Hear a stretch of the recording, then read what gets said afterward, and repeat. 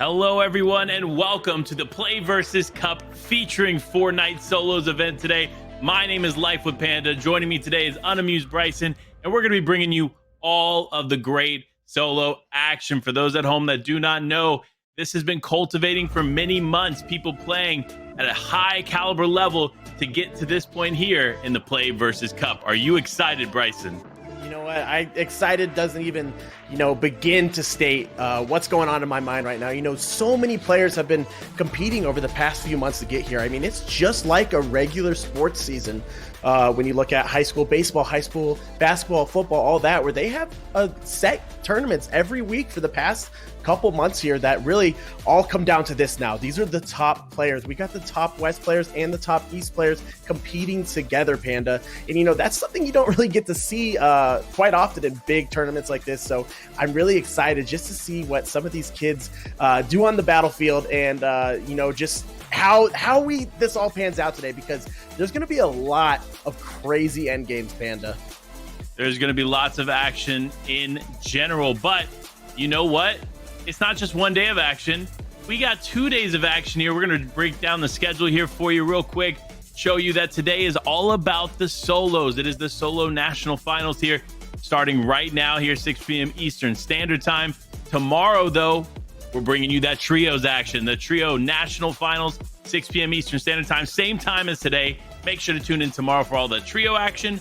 But you already know, solos is for the top tier, the players that can play independently at the highest level. Now, you may be wondering, how are they getting points in this? Well, let's go over the format real quick. I want to break down everything for you all because this is huge. And there's going to be an elimination cap of 20 here for solos. While that is a large elimination cap, that does not mean somebody cannot end up breaking that. So each elimination worth 4 points. Every place, remember, every place between 21st and 70th is 1 point. Between 6th and 20th is 2 points. Between 2nd and 5th is 3 points. And then that sweet victory royale scores you 5 placement points. Huge. So that's a little bit of the scoring format. Now let's talk about the prizing, the money that is on the line here for these players. And this is huge. You see 7th through 12th walking away with 1,000. 4th through 6th walking away with 1,250. Third place walking away with $1,500. Second place walking away with $1,750. And first place takes home that big $2,000. So huge prize pool here today.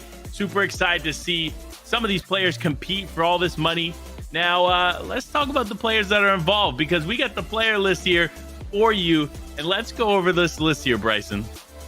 Yeah, you know what? We have some top names that we're really looking at, and a lot of people that no one's really heard of in the big competitive Fortnite scene. So people are really, making the names for themselves today, because, PlayVS is such a newer thing with Fortnite. We've only had a couple seasons where they've been doing this. So to be able to say that you're actually competing at a level of competitive gaming, but you're competing within, different schools, you're competing with your school, and it's all against other schools, is really cool. And we have a lot of names up here that are going to do some big things today. I mean, look at TNA Jeff. He has been dominating the battlefield these past, just the entire season.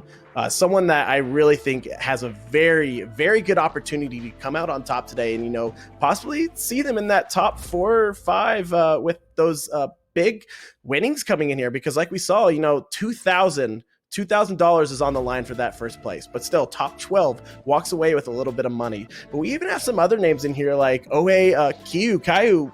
He is a popular little player right there. He plays for Optimal and Ambition, a pretty big team that's been growing here within the Fortnite scene. And we still have some other people too: Crazy GGs, Crunch TP, Seabear FN. A lot of players that they're gonna deliver. They're gonna deliver the gameplay today that we came here to watch, and it's gonna be a sight to see, Panda. That it is. I mean, and we got tons of names. We got Metavant, Curex, we got Hunky, Noel, and we're going to flip over to the next page because we got more names to bring you. This isn't the only page of names here, folks. We got Febnin, we got Clouty, we got Kazi, we got Ethical, Hostile, Timbers, Seb, Eden, and the list goes on. I'm telling you, we have so many players here between Defiable. Again, Defiable, great name there that we watched compete just a few weeks ago and place very, very well. And then you see Rextra. I mean, just so many names coming out on top here as we get to the final page. We're now looking at the last few names here on the list. And then it's all up to these players. You see Pyro, you see Rec, you see Dave Season, you see Chars. Again, just so many notable names. They performed extremely well leading up to this point, and now it is their time to shine here in the PlayVS Cup. Yeah, exactly, Panda. A lot of action that's gonna, just be thrown in right here. We got 6 games, and that's not a lot. You usually see beginning tournaments with 10 games, but when you get to these farther into the tournaments where there's only 100 players competing, we really only have time for 6 games. And so these players, they're gonna have to do a lot between all 6 of those games. You don't want to have any games where you get eliminated off spawn. You want to really focus on getting that end game, but that doesn't mean that's always going to happen for you, just considering the fact that everybody wants those placement points. I mean, you looked at the scoring system, we saw how it is. Everybody wants to play for that end game. So we're not going to see a lot of players, trying to fight off the beginning. And if they do fight off spawn, then that's going to be something that a position you don't really want to find yourself in, because you want to make sure that you are practicing the right mindset here and that you have the right rotates just to move around the map, and make sure you get into those final 4th, 5th zones where we're going into that half and half, just so we can see these end games play out. And most of these players, that's where they want to be. You're not going to walk away with those big prize money without any end games. You got to have the end games here, Panda. You definitely do, and I just got word. If you don't know, for those at home, if you're landing risky reels, you might get picked up by an alien ship. This is happening throughout these games, folks. So, hey, if you're a player hanging out in the chat right now, be cautious of risky reels, because you might get sucked up by an alien ship and thrown out somewhere else like Colossal. So be ready for that, especially in the solos, because the solos is a format that is all dependent on one. It's not dependent on a team. It's not a team game mode. No, it is all about how you perform as a solo player. So super excited to see how this is going to unfold here today, because there are so many great names. We talked about Jeff, for example. Jeff actually taking first place in the grand finals that we watched just a few weeks ago. The first 2 games that he played, both victory royales, back to back, and he knew the importance of placement. That's why he just remained consistent, calm, and ultimately walked away with a top spot. But before we dive into the action today, we always got to talk predictions, right? We got to talk about what we think is going to sway the game one way or another. And for me, I think that the mobility changes this season are going to play a big factor here in the solo event, because we don't have too many solo events going on. This is one of the few that's being hosted. So for these players, this is their one chance to truly practice solos with this meta and lack of mobility, to say the least. Yeah, exactly, Panda. I mean, we've been seeing so many trio events and even some duo events here and there with DreamHack that really solos hasn't had much of a spotlight for the past few months. So just seeing how these players play these end games with, like you said, very little source of mobility, and you have to rely on yourself and only yourself. So if you're tarping endgame, you're using only your mats. You're not able to split with somebody else. You have to go just by yourself, and that's going to be something that for some players might be a little bit of a burden. It might be tough for them, but this is the best of the best, Panda. Like you said, this is the ultimate skill here. Are you able to handle your own? Because solos take so much patience, so much mind and will that you have to be prepared for. And I think, to say the least, these players, Panda, they're prepared. They're definitely prepared. And looking at the map, I've seen quite a few drop spots obviously have more mobility than others, speaking about peppers and things of that nature. So it's going to be interesting to see where people drop on the map today, because it is going to be pretty split. You have to think about it this way. To get into this event, this is East and West. This is not just one region competing. This is both regions competing and ultimately contesting the drop spots.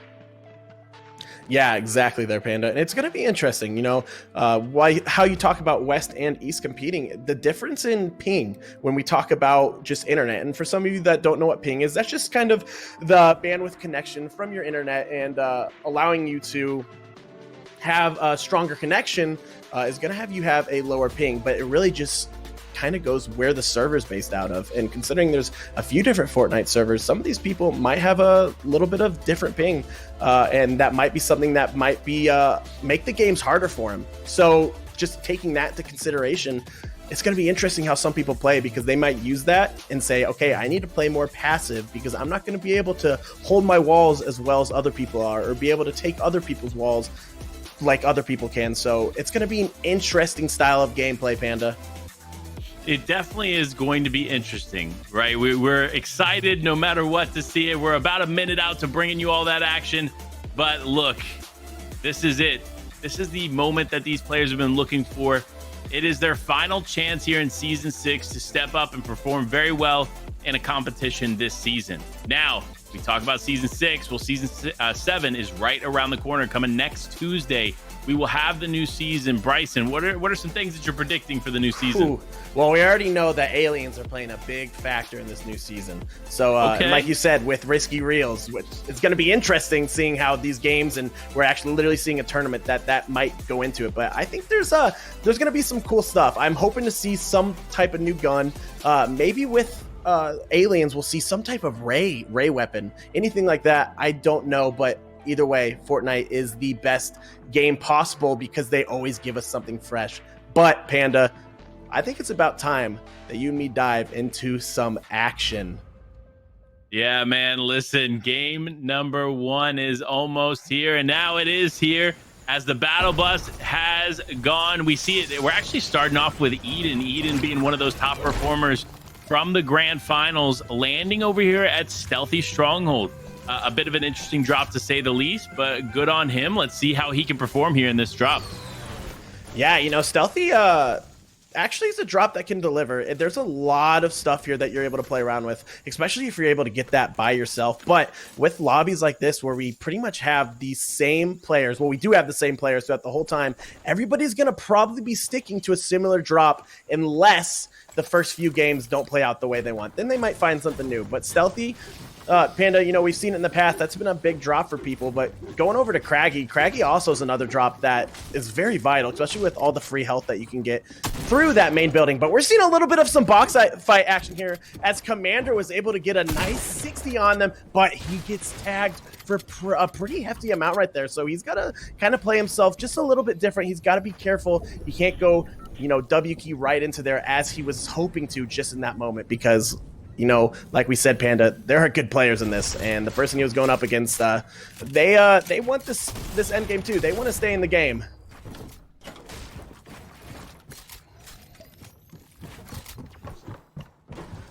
Now we're looking at Brick Wall. Brick Wall is looking like he's getting some action over here at Caddy. Caddy is still a really big place to land. A lot of people like going here.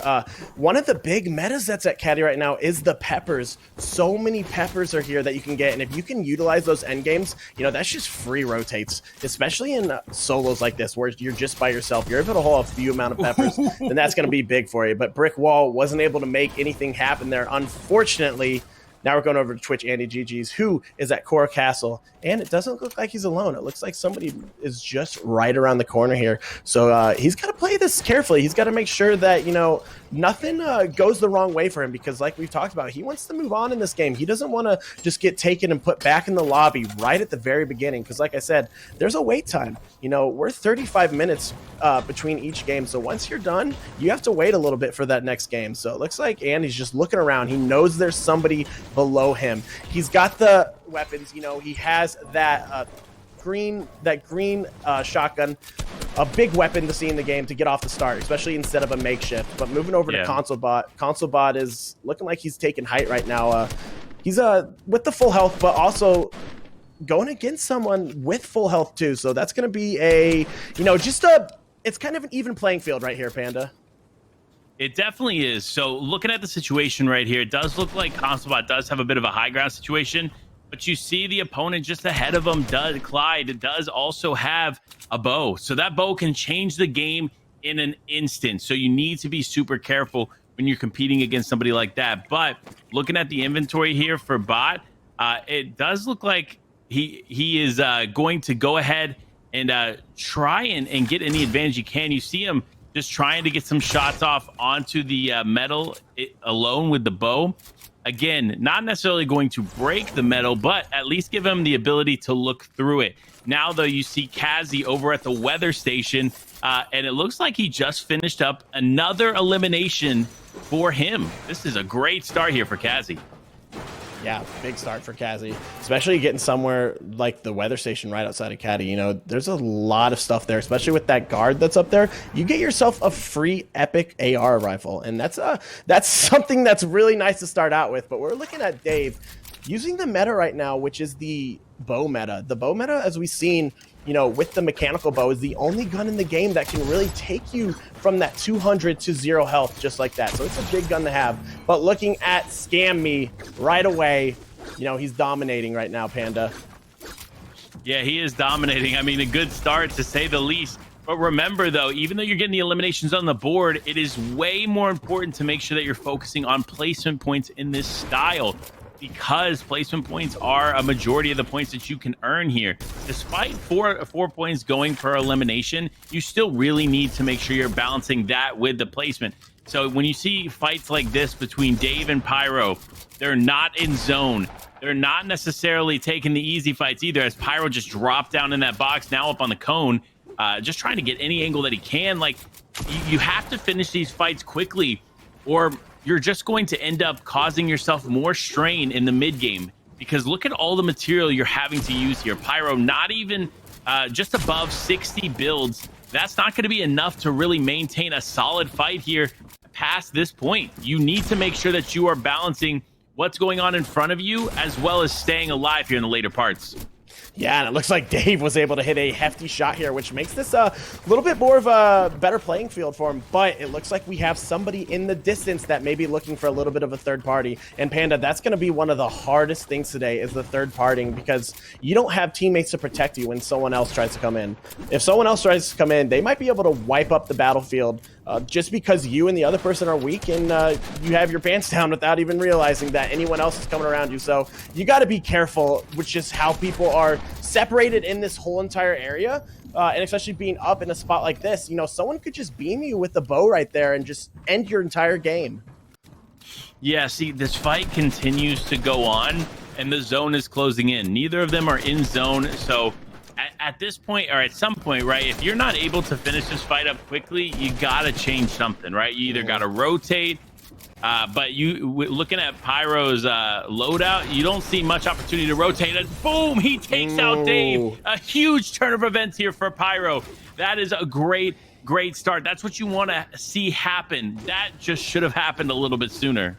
Yeah, exactly, Panda. Like you said, you know, one of the biggest things in these games is you got to know when to disengage. And sometimes the fights aren't worth it. Even if you got them low, it's just not worth, you know, scuffing your own game. But we got to see Pyro right there deliver. We got to see him get that, you know, that final shot off. But Heckler's, unfortunately, was on the receiving end of somebody else. But now we're going into Brutus, who, well, Brutus is kind of in a spot that's a little bit congested. You know, we're looking at the map. We see a few other people around him, but he's using that meta of trying to get that epic purple pump, you know, using that makeshift shotgun. Such an easy way to get such powerful guns like this season, Panda, which I'm curious to see if that's something that we actually end up seeing a week from now. Will that be something that comes along with Season 7? What do you think? I mean, listen, it seems that the trend has been we get a different shotgun meta every season. So regardless, I want to see what that meta is going to be. I am dying. I am itching for Season 7 to get here. So it is right around the corner, though, folks, because this is it. This is the last opportunity here, or last competitive event of the season, really. And we're watching it all unfold here at PlayVS on Twitch. So make sure to tune in. Make sure to let us know what you want to see. We're watching the chat. We appreciate you all at home tuning into the PlayVS Cup here. And Ethical just trying to, it looks like, get the best of Crazy GG, who's just on the other side of his walls. Yeah, exactly, Panda. But you know what? Ethical and Crazy, they can both kind of play around here because they have a decent amount of mats. If they wanted to just disengage this, they could kind of chill where they're at. Because looking at the map right now, Lazy Lake is still in the zone. So they don't really have to worry about rotating at the moment. But it looks like one of them wants to say, this is my spot. And they don't want anyone else around. So we might end up seeing some box fight action pursue here. Either way, it looks like one of them is going to have to come up on top because I don't think they want to share this place. But Crazy is looking to kind of make a little bit of a different play here, kind of rotate himself out. But now we're seeing Panda with the change of the zone. It looks like both of them are going to have to rotate themselves forward. So it doesn't look like they might be fighting anytime soon yet. Yeah, I mean, look, rotation is so much more important than taking these mid-games fights, but it looked like Crazy GG on his rotation ended up running into somebody. So it looks like he may have to either try and break his way out with the car here or take the fight, but he is going to take the car. And he does get away from this fight amazingly, but if you look over to the left, Patek is right there in the next building over. So I don't know that these fights or shots are going to end anytime soon. Yeah, I don't think so, Panda. People are going to be looking for tags as long as this zone keeps moving. You know, people want to make sure they have tags for if we get into some Storm Surge, if we see anything like that later on in the games. But Pyro still trying to dominate right now. Pyro wants to say this is his game. He wants to come out on top with the Elans right now, Panda. This is going to be crazy for him. If he keeps playing like this with this momentum and he comes out on top from every fight, we're going to see Pyro at the top of the leaderboard. What do you think? Yeah, listen, we see him continue to push on these players, but now look at the mat count. This is not, in my opinion, the play of a player that we will see at the top. Despite him being able to get some eliminations, you see now he has no builds to work with. So he's in a really compromising position as he takes a big shot there, but he still gets the elimination. He just is non-stop. That relentless pressure is going to be good for him, but look, Pyro, I think it's time. Slow down a little bit. It's only second zone, man. Now it's about making sure you mat up, you're set for the mid and late game, and then execute there. Because I promise you can get a lot more eliminations in the end game. Yeah, you gotta be careful with these beginning games, even if you're one of the best players. Like we talked about, just with third partying and everything like that, you might be able to W key, you might be able to push everyone and come out on top, but that doesn't mean someone's gonna hit you from afar and take you out and end your game. So realistically, the best thing for these players to be doing is playing these games passive, waiting till the end game, and then you get those pop-off plays. But and as he absolutely blenders right there, Patek knows how to box fight. Got that wall, got that cone in immediately, Panda. That was impressive. That was an impressive play, and I'm excited to see more of these from Patek as the games go on today. Yeah, listen, Patek, one of the players that we got to see a lot of action from this season is not disappointing to say the least. The shots coming off got me speechless as he just continues to connect on these other players. And you see how he's playing this, right? He's not necessarily right on the edge of zone. He's a little bit closer to the center, but not too far away from the edge. He knows people have to rotate towards him. So this is a good spot for him to be in. He's going to be able to more or less gather what's going on the outskirts of zone and get as many tags as he needs. Whereas you look over here in Misty Meadows and looking at this view, there is quite a bit of congestion here on this side of the zone. Yeah, Misty Meadows is definitely a place just in general that we see a lot of congestion in just any Fortnite game. A lot of people like landing just in that whole area. You got Caddy, you got Misty, you got all the way down to Flush Factory, just that entire area. And if you get stuck in the wrong rotation, you're going to get stuck in a spot with a lot of people around you. Now, look what we got right here. He's looking over at Kyle FN. He's trying to, grab these heals, trying to keep himself in zone. He does not want to take this fight, Panda. Like we've talked about earlier, he's trying to stay disengaged so he can rotate himself around because he doesn't have the health, He doesn't have the ammo. He doesn't have the mats probably. He wants to get this end game, but he's got to play it carefully, especially with someone right in front of him. He knows that it's not to play to try and push that way. He's got to focus on a different type of rotate, which he is. But now getting over to Toomsy, has a little bit of an interesting loadout here with very low health, Panda, so he's going to have to make something big happen if he wants to see himself move forward in this game. Yeah, he definitely is. He needs to be very, very careful about how he takes any kind of damage here in this fight. It does look like Storm Surge is not going to be a factor here in this third zone, but still, there are so many players around that just a few tags and he is going to go down. One pump shot, he's going to go down. Fortunately, he does find those bandages there, but it's still not going to be enough to feel super comfortable in his rotation. You see all these other players that have already kind of path their way through, and it does look like he may be the last one that ends up rotating.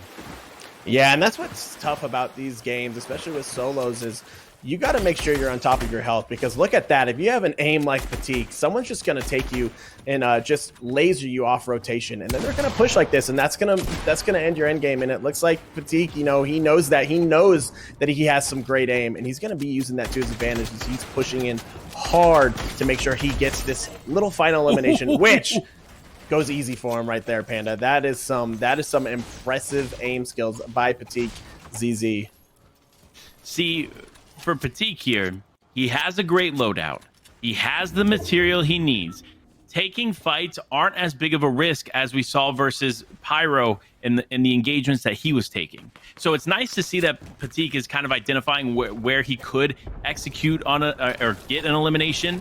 But regardless, it is nice to see that he's going to be able to come out on top there. But looking ahead, though, he is going to have to be careful coming up, because there are quite a few players just on the other side of these walls. Yeah, look at that rotate right there, too. He knew exactly when to change his layers and where to change the layers, getting himself from going up to high ground all the way back down to low ground, just protecting himself right there. But like we talked about earlier, you got to make sure you are fully protected, because people are going to be looking for tags any second they get, and that could mean an easy push for somebody. But we still have 59 people left, and we're going to be seeing this fourth circle soon, and that's when we're going to see a Storm Surge warning here, Panda. So depending on some of these players and how many tags they've gotten, they're going to have to really start opening up and looking for more shots. But with someone like Fatigue, we know he does not have to worry about anything like Storm Surge. With 4 eliminations just to start the game, has so much ammo, so much to play around with right now. He is ready for a big end game. That he is. He's ready to go full force against some of these other players, and honestly, props to him for being able to do that. You see, it's not always easy to pick up the loot that you want, but for Fatigue there, he's going to be able to walk out with what he needs. Now, though, looking at this view, you see so many players lined up on the edge here. This is going to be tough, to say the least, as you see the zone pools all off the hill. This is good for them to start off, because they aren't going to have to worry about all the different elevation changes. But looking at where this zone is going, it could easily pull back towards one of these hills. So at least for this zone and next, they should be all right when it comes to the elevation changes. Yeah, exactly. Dex is in a great spot to be able to take a little dead side rotate. It looks like most of the people in front of him, the players were in front of him. That's what it looked like. So he doesn't really have to worry much about his back, and he doesn't really have to worry much about the front either, because those people are getting in. So he's able to just kind of use a free rotation here as he slides down the hill, getting himself right into that edge of the circle, hoping to certify a spot in the half and half zone. As we know, Panda, fourth circle is the last zone that's really easy to move into. All the other zones after that, it's going to be total rotations. It's going to be totally just based off of how the zone is moving, and it's going to be really hard for some players, to make it alive into some of those zones. They got to really play their cards right. But it looks like someone we haven't seen yet, a Blixen, is kind of boxed up in just a good spot. But Shade Duster now, he's got to make a play. He's still at the edge of circle, edge of zone. He's got to make sure he stays in a spot where he's not able to just get picked off. And looking at that, he's 216 above, so he's in a decent position with Storm Surge. But taking this late rotate, it might be hard for him. But at the same time, it's looking like nobody is up here. A little bit of a wait that he had there, but that's what comes with solos, Panda. It's the patience, Some players have to really take this, play it patient, play it passive, and that's what's going to get them in that top 12 to win money.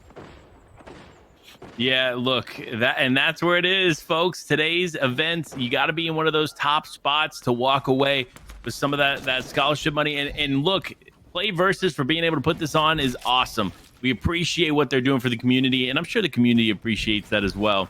As we focus, though, you see Duster gathering some information. Man, the edges of these zones are lined up, hoping, all these players hoping that this fifth zone is going to pull in their favor. That is going to be the question we get answered in a few seconds, as FG Coop here is one of those players that it does look like it's going to pull closer to him and be in his favor. Yeah, but you know what? He's got to be careful considering there's a lot of people around him right here. We know these zones, especially, is when the congestion gets really difficult, especially to rotate. You know, you're going to have a lot of people around you, and that's exactly what's happening with Coop right here. People are trying to take him out. Someone's trying to drop him down so then they can box him up and get that easy elimination. But Coop's not having it, man. Coop is not having it, Panda. He's making sure he's getting in, but he's going to get in slow. But just watching right now, watching this play field, look how many people are just so congested and close together as they're moving into that half and half fifth zone. We're going to see a lot of players probably go down here and see a lot of eliminations. And if not, then we're going to see a real hefty moving zone when this sixth circle comes in. Yeah, look, I'm excited for it, right? You see how they're holding these different points here on the map. They're doing very good. You see Defiable, like we talked about before, one of those players performing at such a high level. Excited to see what he's going to be able to do here, as it does look like he has a bit of a high ground position. It does not look like anybody else has even attempted to contest where he's at. And look at that, he's got additional material as well. Man, oh man, is Defiable set up for a proper end game. Yeah, a proper end game, to say the least. He's got everything he needs right now. He's got the ammo, he's got the movement, and he's got the health, with the mats just waiting down there for him if he ever needs to replenish them. So now he's just going to be focusing on making sure, you know, nobody contests that height. Because that's the big thing in these games, especially when you're solo. Someone might see you taking shots on someone else, and they're going to use that as their opportunity to move up on you and sneak up on you, and then bam, you lost your height, Panda. So you got to be really careful, and that's kind of what Defiable knows, because he's kind of jumping around, just placing shots here and there, showing people that he's still up there, and they're not going to take the spot from him. But he's got a little bit of a max pull here, Panda, so that's going to be tough with this rotate. So let's see how he utilizes these peppers. Yeah, let's see it. I'm excited regardless. Let's see if he can rotate away, as now you see FG Coop in a bit of a different situation, right? Doesn't have real control of his layers. There's so many people just around him, and he's looking to try and adjust and make his way through this next zone. He does have a bit of an advantage as far as position in zone goes, but Storm Surge is now active, and it does look like he is below that surge. So he is going to need to get above the damage threshold if he does not want to worry about Surge tagging, because you know, Bryson, when Storm Surge is active, it can change people's games. Oh yeah, you see some of the most passive players become the most aggressive players when Storm Surge goes active, because people know they need to get those picks. They need to be able to get their shots off, and games can completely change once we see the Storm Surge happen. Like already, we've just seen 6 people be eliminated within that just 30 seconds that Storm Surge has been there, and now we're all the way down to 30. Considering that, you know, that 30 Storm Surge, that's one of the toughest ones, because that's when you have to really focus on moving in your rotations, is moving away from the zone and towards that circle, but you also have to focus on getting your picks. But it looks like Mojo up here wants to make sure he still has his height, which he was able to get, but unfortunately it looks like he's taking a little bit of a fight with somebody, as somebody else takes him out from shooting down all their builds. That's what you got to be careful with these end games, Panda. You know, anything can happen, and we're seeing that right now. Yeah, look, that's the dangers of taking high ground too early, as he ends up falling there. But Kazi looks like actually controlling high ground pretty effectively. I did see one other player that attempted to go for high ground, but must have disengaged, as now Kazi controls the fight from the height. But looks like he is going to be able to connect it pretty well to, there are players right on the opposite side, and there it is. There it goes, Jeff, down there to Kazi, as Kazi just continually applies pressure down, but no, actually ends up getting dropped and having to dive back to the zone. He's looking to stay alive, and he does. He actually gets an elimination there, and it's just the perfect siphon needed to stay alive. Now Kazi just trying to find out a rotate, but no, immediately gets hit by Defiable. Defiable stepping up, now deciding, how am I going to survive here in this bridge zone? But he continues to survive as the shots just rain in for Defiable. Defiable just eliminating players left and right here. Just a few players remain as Defiable shows this lobby why he is so dominant. Yeah, exactly, Panda. There is so much going on right now with only 4 people left as Defiable is trying to 1v1 for this height right now because he knows if he can secure that height, that this game is his, and that's exactly what he's trying to do. He has everything he needs except a little bit of match, but still, he has the skill. He knows how to play this game, Panda. He knows exactly what to do right now, and that's exactly what he's looking for. He's looking for some shots, though, to get that extra siphon. We still only have 4 people left, and Defiable is going to make a little bit of a low ground play here, drop down, knowing that the person on height might be in a bad position if they get stuck there, but was not able to keep it going, was not able to keep that momentum, as now we're looking at a 2v2 action as Cloudsy gets a heavy shot off with that tag, and he gets the win! Panda, Cloudsy comes out on top with the first game. Wow, what a first game, Panda. You know, what did you think? What did you think about everything that just happened there? I gotta say, props to Cloudsy, taking game number 1 for himself. A great performance there. And like we talked about before, Defiable, one of those great names, just clutching in a big way. Unfortunately, ends up going down there, but still great stuff to come. There it is, folks. Back to that Coral Castle action with Andy going down. You see Jeff here just dominating the player there. You see Dave, like so much great action took place here. And it looks like lots of shotgun action. So you see pump being used here. We saw the tac being used in the end game. Which shotgun are you thinking played the biggest impact here in game number 1? I'm going to have to say the tac. I mean, we already saw that end game. It was a tac versus a pump.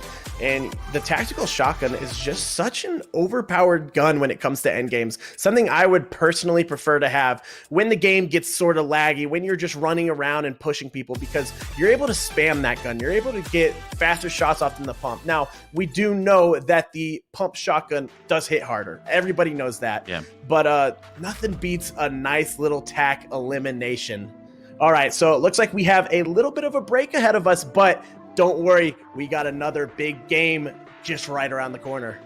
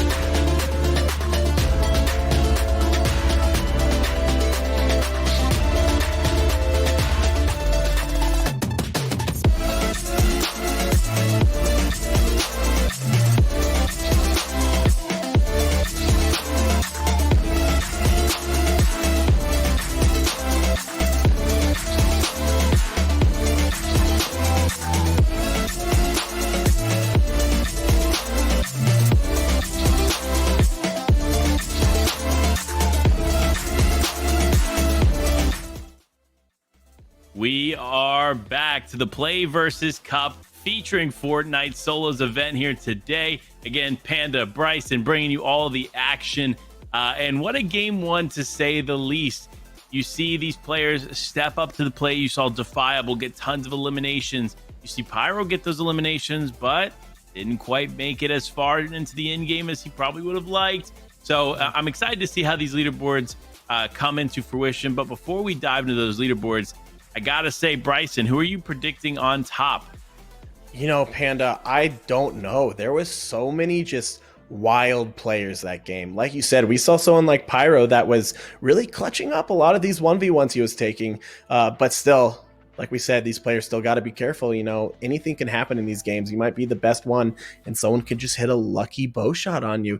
So like we're going with that. We still got some players that I want to say are going to really deliver today, but I don't know, because with solos, so much can happen, Panda. So much. So much can happen. You need to be careful when you're in solos, especially when you're taking engagements, because guess what? It is more likely that you will find another solo player to third party you than a trio wanting to take a fight like that in the mid game. So solos are definitely a lot more aggressive at times. So you have to be cautious when you are taking those early to mid game fights, because you could find yourself back in the lobby earlier than you would like. And with a format like this and placement being so important to the format, we need to be careful as a team, or as these players continue to play this out, because guess what? Listen, the only way you're going to come out on top is if you take placement seriously. Yeah, exactly. And like we talked about earlier, you know, solos is just a different game. It's not the same as duos and trios in the whole entire sense that, you know, with those other games, you have someone that plays as the in-game leader, the IGL. When you're a solo, you're everything. You got to think for yourself while you're also trying to frag out, while you're also trying to rotate. You know, everything is going on in your mind, nobody else's. So you got to play for yourself, Panda. And that's really what we're seeing today. A lot of these players, they're defending themselves, but they're also getting out there and they're trying to get some action, because they know they want some of these elims and they want to make sure that the eliminations go down faster so they can get those placement points that they're trying to receive. Yeah, I definitely think there's a balance, right? It is a balancing act, just like any other format, where you need to make sure you are cautious about when to take engagements and how you balance those placement points with the elimination points. Because remember, the elimination points are worth 4 per elimination. And then when placement hits, like, I mean, it's literally a placement point per section, and then it just only goes up from there. So, I mean, there are so many placement points up for grabs. It just makes more sense to focus on that. Now, that's not to say that you let any other player just roll up on you in your drop spot and not take that engagement, but still, you have to be more cautious and more aware of that, because the end game is key. You're going to get eliminations if you make it there. It's just about making it there first. Yeah, exactly. You know what? We see that with the end games because so many people are focused on rotating, and we saw that last game, Panda. There was a lot of players that were taking these rotations with very little health. So a lot of people could just get one AR shot off on them, and there goes their game. They're eliminated right there. So that's really just what you want to watch out for. That's what you want to play your game for, is getting to that end game, because you're able to just get those little picks here and there, and who knows, one shot might end up giving you that elimination that you need. So really the end game is the vital part of these games. You know, you don't really want to worry about the beginning and trying to fight people. Just focus on the end game. But I think a lot of people, Panda, with this first game and how it played out, they know that now, and they know how to play this second game. Yeah, and you know what? That's what game 1 and game 2 are all about, right? You figure out, you have your game plan. You go into these games, you figure out if that game plan is going to work for you. And if it's not working for you, you make those adjustments, you make those changes, you adjust the way that you approach things in the early to mid game. Maybe you have to make tweaks in the late game, whatever the case may be. Now's the time to figure out those issues and work forward, right? So we'll see how these players make their adjustments as they get into game number 2. But before we get into game number 2, man, listen, we have to focus on the overall picture of what we saw. That end game and the zone that it was in, having to fight under the bridge, and man, was that tough for these players. Yeah, you know, we kind of saw those final zones when it was going under the bridge, Panda. It was like half of it was on the hill and half of it was the bottom of the bridge. So you had players playing in extreme low ground. Well, there's players all the way up on top of the bridge on that high ground. So like we saw right there, you know, we had people dropping low. We had people cranking to the moon trying to take that height. And it was just a wild end game. But it looks like we have the leaderboard coming, Panda. So let's get into that and see where everyone's standing right now. And here it is. In that first place, you see Star. Actually, the player that came in second place probably got more eliminations, which ultimately led to him taking first over Cloudsy, which that is a huge turn of events because look, it is a 7-point lead. So Star must have had a ton of eliminations.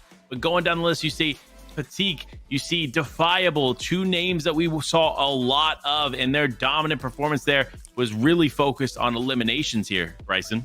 Yeah, especially with Patik. I mean, we saw him taking every fight that he could, and all the fights that we were able to watch, he came out on top. And I think he's going to be using that to his advantage, especially being in a mere third place right now. He's pretty close to moving himself forward, and the point difference really isn't that insane right now. You know, there's still a lot that could be done, and really looking at the top 10, obviously from number 1 to number 10 there's a big point difference, but the points kind of go down kind of slow, only about 5 or 6 points in between each person. So that being said, there's a lot of people that are close to right now, Panda, meaning anything could happen. One game could put you from 15th place to first place as long as you play your cards right. I completely agree. You see players like Kenzo, you see TNA Jeff down there in 16th. Like, there are a lot of great players that are still up on the board and have so much potential here in the top 30. We even started our game with Eden, and unfortunately Eden is in that 30th place as of right now. So look, anything goes. It is only game number 1, folks, and we still have so much more action to bring to you. We are just a few short minutes away from diving into game number 2 and seeing who's going to come out on top there. But like we were talking about before, it's about making those micro adjustments. So if you're a player at home, it's about kind of figuring out, did your drop spot work? If it didn't, okay, well, you got to figure something else out. Identify where the other players were around you, know how to rotate forward, because rotations and drop spots are so important for those successful early to mid games. Yeah, exactly, Panda. And it looks like we have a little bit of action coming our way now, and I'm excited to get into this second game because, like you just talked about, a lot of players are going to be switching up their play style. They're going to be switching up where they're dropped because they know that they got to do something different if they want to get in that top 12 and they want to be able to win that money. And that's the big thing about Fortnite is you can't let one bad game ruin the rest of your tournament. But right now, we're going in with Gogo and Star as they are making their drops right now. Gogo at one of the little spires just off not an actual POI. We have multiple of them within the game, Panda. Something I'm curious if it's going to be in the next season, but we've seen how they give us a little bit of rotation. Yeah, look, I from what I saw, there was a teaser that came out, a Fortnite teaser that shows that, you know what, that the age of Primal is gonna be no more. So I'm super excited to see what comes, but you know what, we'll bid farewell to those Guardian Towers and to the Spire, and I'm excited to see what comes our way. But now, though, the focus is on Star, our number 1, our top spot person there on the leaderboard. It looks like the drop he has is pretty effective for him as a solo. Now, though, you see Kazi over here on Weather Station. Again, this is a fight we watched unfold last game. Now we're watching it happen again. So if you're on the other end of this engagement, right? Kazi won game number 1 engagement. If you're this other player, you're going to play this differently. You're going to be more cautious, or maybe you're going to be more aggressive. Like, it just depends on what you think you did wrong that first time and how you're going to execute on this the second time. Because Kazi's decided, you know what? It's not worth me hanging out here anymore. Yeah, you know what? That's really smart by Kazi. Even when, you know, they won the first engagement, the first game, but they're still not risking it. They want to still get, you know, into that end game. But going over to Brutus over here at Sweaty, it looks like we have a few people landing here. But a POI, you know, as big as Sweaty, it is so easy to just share it with other people and not try and get in engagements. But Volix over at Shark Panda. This is going to be a big place because this place does not have a lot of ammo, does not have a lot of guns, anything really there. So whoever can come out on top there, you know, that's a place that you don't want to have to end up sharing with people. No, absolutely not. And that's the other thing about some of these drop decisions, right? You have to make sure after game number one, if it didn't work out, or if it was very contested or congested on the side that you're landing, you kind of have to make some changes. And that's why we see Noel here actually just building up and building away from where he was there in Misty Meadows. There's not much going on here as far as loot. However, there's still a couple little spots as a solo player you can actually execute on. Now, though, FluCam, one of the players that performed extremely well in the solos event just a few weeks ago, now back showing that he is worthy of staying in one of those top spots.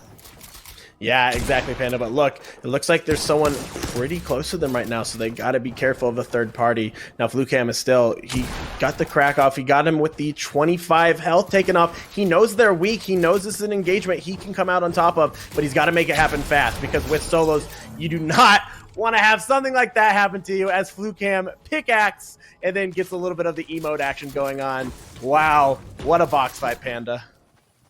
What a fight indeed. And it ended very quickly. That's what you need to do if you're going to take early and mid-game fights.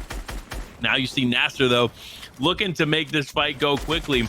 You see the legendary assault rifle in the inventory and L2 in the name. You know that is going to be a scary combination if he can convert on this elimination quickly. Now you see him maintaining high ground effectively, just trying to identify where the player is and trying to get in. This is an interesting strategy, to say the least. But he really is saying, you know what? I know I can get into your box. Let me do this the right way. You see him slowing down here a little bit, taking it definitely a little bit slower, a little bit more methodical, and he's right in. There it is. Big shots come off there as Nasser has him down to 1 HP in a dream. This player is just trying to hold on. Will it be enough? And no, it will not, as Nasser ends up sending Gogo back to the lobby.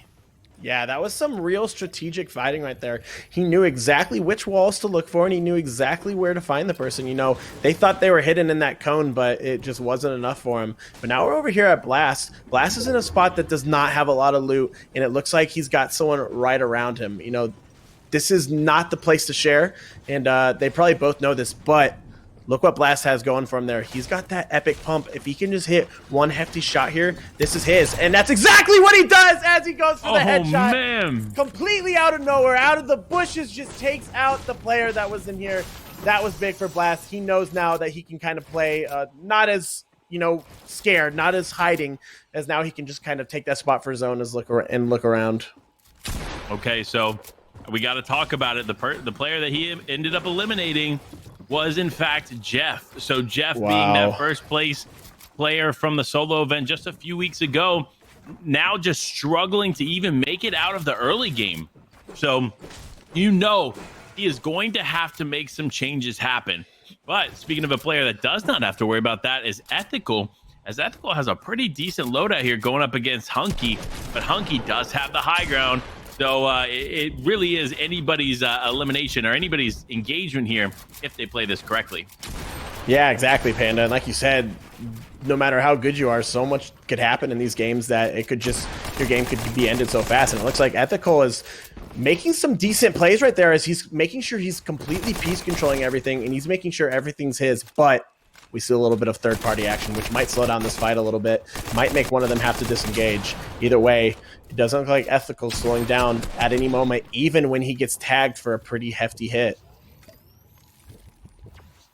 Yeah, look, if you're Ethical, you have the high ground, you know you have a bit of damage done on Hunky, you're good to go. If Storm Surge is active, you're probably pretty good, especially in a lobby with 72 players remaining, right? So it's at that point, you have to take it slower, hope that the other player just disengages, and then focus on looting up, because that's going to be so much more important here at this point in the game. Now, though, you see Bev versus Coop here, as Bev is just down below. You see Bev holding on. Does look like he is probably going to have a bit of an advantage here as far as loot goes. to Coop, but you see that power weapon and the epic pump shotgun in Coop's inventory, that can change anybody's game if he hits the right shots. Yeah, you know what? We've already seen it today when Jeff got taken out with just one mere headshot. You know, those weapons, they are strong and they are powerful. And if you use them correctly, you're going to win the majority of your fights. Now we look at Bev, who's he was waiting with that edit, waiting for him to pop in.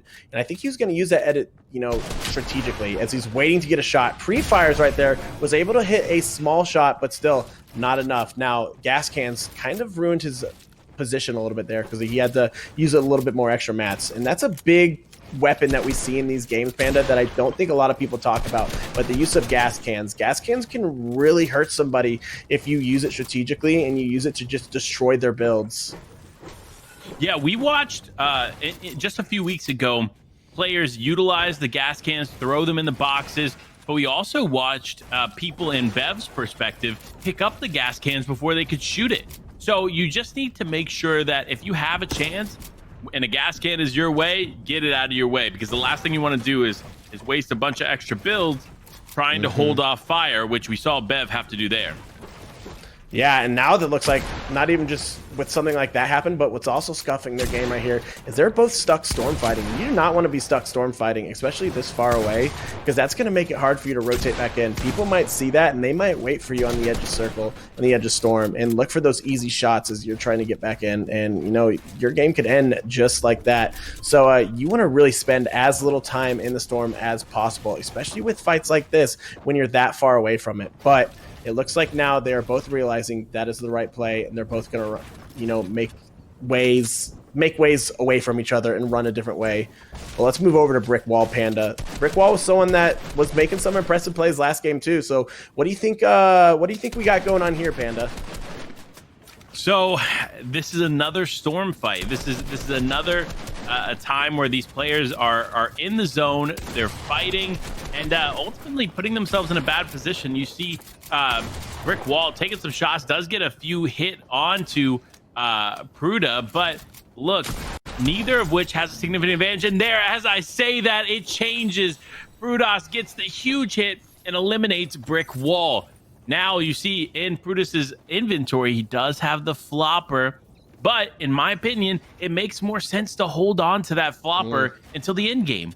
Why have to use it now just to take a fight here in Storm? And look at that, another player there on the edge of zone, understands that Prudas is in the Storm and is going to hold him out. Now the focus, though, is on Wild Fox, as Wild Fox was just attempting to box fight this player here. He hears the pump going off, but he does have the tactical shotgun. So this is going to be that question.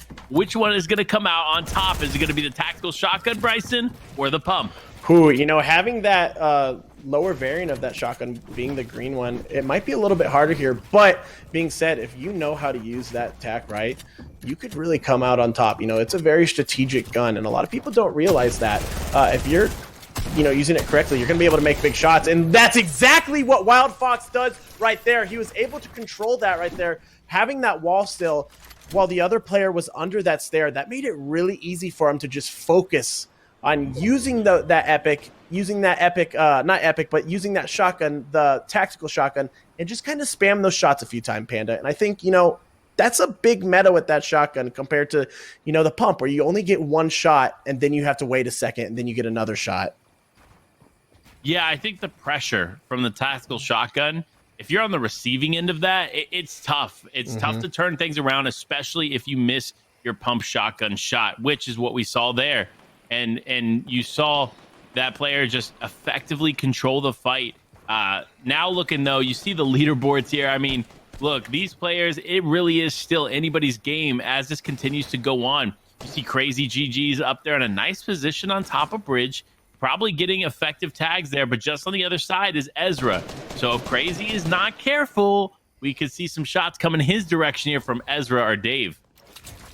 Yeah, exactly. And look at this spot right there, Panda. It's very congested. There's a lot of people still left. I mean, even looking about how many players are in this lobby with only 78, still having 65 people left while we're in the second zone. That's actually a lot of people still, you know, playing this game right now. A lot of people going on. So just in these small little areas, players have to be careful as they're rotating because they don't want to get picked off. They don't want to get tagged and then somebody knows they're weak. And having a player like Crazy GG have that high ground position to be able to get those tags, that's not ideal for some of these other players because Crazy GG is one of the top players that we've been watching lately, and he knows how to play this game, and he knows how to play it right, Panda. He definitely knows how to play it right.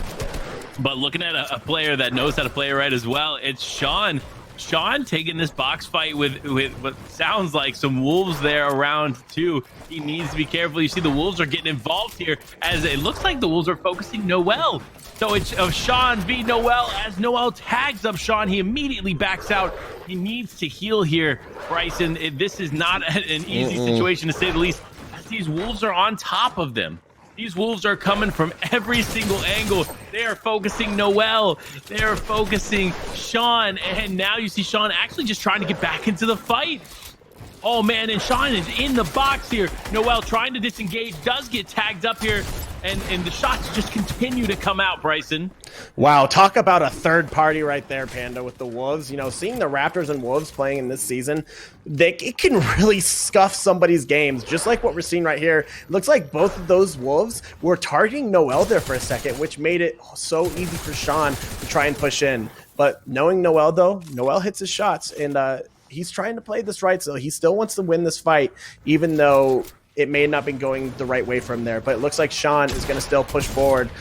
Having that regular pump shotgun going against that makeshift might make it easier for Sean, but Sean wasn't able to do it. They were both 1 health, Panda, and Noel came out on top. Wow, what a fight that we just saw there. Yeah, look, that's it. It really can be converted into an elimination quickly, and that's what you need to see here. Props to Noel for making that happen, but man, poor Sean, as Sean is headed back to the lobby. But now, though, look at it. The shots are coming out. These players are identifying where these other players are rotating as Rextra takes a ton of damage. Fortunate for him, though, he is going to have those Stinkfish wit, which can double not only as a stink bomb of sorts, but can also heal you. You see him taking one of them. He does get a mini off as well. This is going to be huge for him if he can just kind of stay alive and just continue to rotate. But looking at the angle that he's in and the amount of players that are going to be on the receiving end of where he is rotating, this is going to be tough to say the least. Yeah, exactly. And going back to the Stinkfish, I'm curious if we're going to have those in the next season, because that's a really, really good fish that you can utilize in so many different ways. But it looks like, you know, Rextra, he's using a little bit of this natural cover with the bridge to make sure nobody's able to take shots on his head as he moves himself forward to get into this zone. And what a beautiful rotation. He did that flawlessly, Panda. He was able to get that extra little health at the beginning with those Stinkfish, and then he just took that rotate, just took a spot that he knew no one was going to be looking at, and he used that bridge to his advantage, and it worked out perfectly for him. But moving on to Hazi. Hazi's got a decent loadout, Panda. What do you think? Do you think the loadout like this is something that could play very well with him endgame, or do you think he might need to look for some other shots off of somebody else and try and replenish some stuff? You know, looking at the loadout, I think he's got a decent setup for the late game. What he needs to do is remain alive long enough to use it. So that's going to be the real question here. He does have material. He has a good loadout. He has mobility. He doesn't necessarily have the best health right now, but what he has in his inventory is not what you need to take any more fights until you're in at least the 5th or 6th zone. So he needs to be careful. He needs to position himself early on in the zone. But you see Noel just on the other side here. Looks like maybe holding him. Now, though, Crunch looking to take some shots off in the distance as Crunch still needs to make his way into zone. You see Otso out there already making his way in. But now it's up to Crunch to try and rotate here with all these other players. Yeah, and looking at Crunch's inventory, it's very different than what we've been seeing today. You know, he's using that bow, and he's using that rare infantry rifle, one of the guns that's just been recently added back into the game. An infantry rifle, though, if used right, Panda, is honestly one of the best guns because it is so precise with its aim. But look at Kazi right there. someone who was also very precise with their aim, as he pushed right into that box with his AR and was able to get that elimination, putting himself in a little bit of a replenished spot. And like we talked about earlier with his health, it looks like he's got it right back to where he wants it, Panda. Yeah, he definitely does. Kazi definitely put in the work there, got in the box and eliminated him quickly, but it looks like Crunch not able to do that, as he's got that infantry rifle. He's taking some shots there, crazy, but you're not going to be able to really break the wall there too fast if that's all you have in the inventory. So you have to be careful, you have to be cautious of that. But looking at Crazy GG's, this is a loadout that you want, right? You see the legendary tactical shotgun, you see the epic assault rifle, both power weapons here in season 6, and he's got both of them in the inventory. Yeah, that's a really good inventory to be playing around with, especially going into this end game. You know, having that Scar, having that, you know, epic AR and that epic tac, those are both guns that you can just pop right into somebody's box and take them out just like that, Panda. Great weapons to have for these end games if you're really focusing on getting some eliminations while rotating, especially with that tac, because you can just get quick picks here and there as you're making those rotates through the circle when we're getting to those moving zones, which we're going to see here pretty soon, as half and half is about to show itself on the screen. Yeah, there it is. It looks like he's Dex here is trying to rotate around, but there's another player here, and there it is. Dex gets a quick elimination there. Onto that player, now just trying to separate himself, push up, as Josh LOL ends up going back to the lobby. Extinction here, though, taking a lot of damage here from Storm Surge. With it being active, you need to make sure you're getting that damage. You have a legendary pump shotgun in the inventory. Extinction, get up there, do some damage. You don't have heals out, heal this. My guy, you're 22 away. Get in there and fight, because otherwise you're gonna get sent back to the lobby. And there it is, a huge tag for Extinction as Storm Surge gets turned off. But man, will he be able to stay alive? That's the real question, with only 50 HP and a dream left in his inventory. Wow, yeah, what a very interesting player right there, as he played that a little passive while he was really needing those heavy shots. I think what his mindset there was, he was hoping it would go down from 52 to 50 there pretty fast, but it looked like all the other players were saying no. You know, they were trying to get that, they're trying to stay in this end game, and nobody was really fighting there for a quick minute. So anyone that was on the receiving end of Storm Surge, you know, that it was not a good place to be, especially just being scuffed like that and put you in a position of low health while you're trying to rotate towards 5th zone. But like we said, we're back at Crunch. Crunch is an impressive player, especially with a loadout like this. It's going to be very interesting seeing how he plays this going forward. And he really needs this elimination right here, knowing that he had very few mats, but now he's got a little bit of a refresh, and that's going to help him make it a little bit farther if he can survive this rotation, Panda. Yeah, that's what it is all about, is survival, as Crunch ends up getting eliminated. Now you see Sabuga hanging out there. Looks like he has a bit of a high ground set up here in the 6th zone, but it does not look like he's going to be able to hold it, as you see Seabear and Kenzo on either side of him, just trying to potentially take that high ground from him. You see Seabear there taking shots there on Kalanan in the distance, and look, the zone is going to start pushing here soon, folks. The real question is who's going to be able to hold on to that high ground. Yeah, exactly. High ground is a big thing to have, especially in these solos, but it's so hard to lose it considering everybody's playing for themselves. So multiple people might try and push for that high ground, and if you're up there, it might be almost impossible to keep it for yourself. So a lot of times I think it's smarter to look for that high ground later on. Maybe look for it in that later 6th or 7th zone. It looks like we have Flucam looking exactly like what I said is going to happen. He's looking to take that high ground, seeing if he can knock out Seb Buga over there. And that's exactly what he does. You know, it's really hard to keep high ground in these games, Panda. You got to really play it carefully. You definitely do, man. But Flucam is stepping up. You see that movement with the Pepper, doing a really good job of holding the high ground. You see Consolbot there in the distance getting tagged up by Flucam. This is a good setup for him, but he only has 27 builds remaining. He's probably not going to be able to maintain it, but now is his time to rain down on the rest of this lobby, because there are so many players just underneath him. You see Gopher getting tagged up as well. The zone now going to pull straight ahead, so he's not going to have the mass to maintain. It's not going to go back in the direction that it came. So now Bear is actually looking to challenge high ground here. Who will come out on top? Will it be FlukeCam or will it be Bear? Yeah, you know, either way, both of these players are really good at this game, and they both want this high ground. So when you take two pro players like this that know exactly what they're doing, it's going to be a tough fight. But look at FlukeCam right there, taking that high ground for himself, making sure no one else is able to congest it, making a little bit of a layer change. He knows that he can't be up too high, because what did we see last game with someone on Hype Panda? They were taken out by someone knocking out the builds, and you do not want to be high up enough to where if you fall, you die to fall damage, because that is just not the way to go in games like this. But look at that, FlukeCam still being congested, but was still able to get a few elims there as he was able to take other people out through the storm or maybe through some other types of damage such as fall damage. Yeah, look, FlukeCam is doing a really good job of just staying up. I did not think he was going to be able to stay up as long as he has. Now it is a 1v1v1. 3 players remain in this solo game. And you see FlukeCam doing a really good job of holding on with only 4 builds remaining in the inventory. These players are looking to just stay alive. You see the shots coming out here. Now it looks like Zoro is very, very weak. It looks like Riddick's actually getting tagged up here. Now it is a 1v1 FlukeCam versus Riddick, and it goes to FlukeCam getting the victory royale here in match number 2.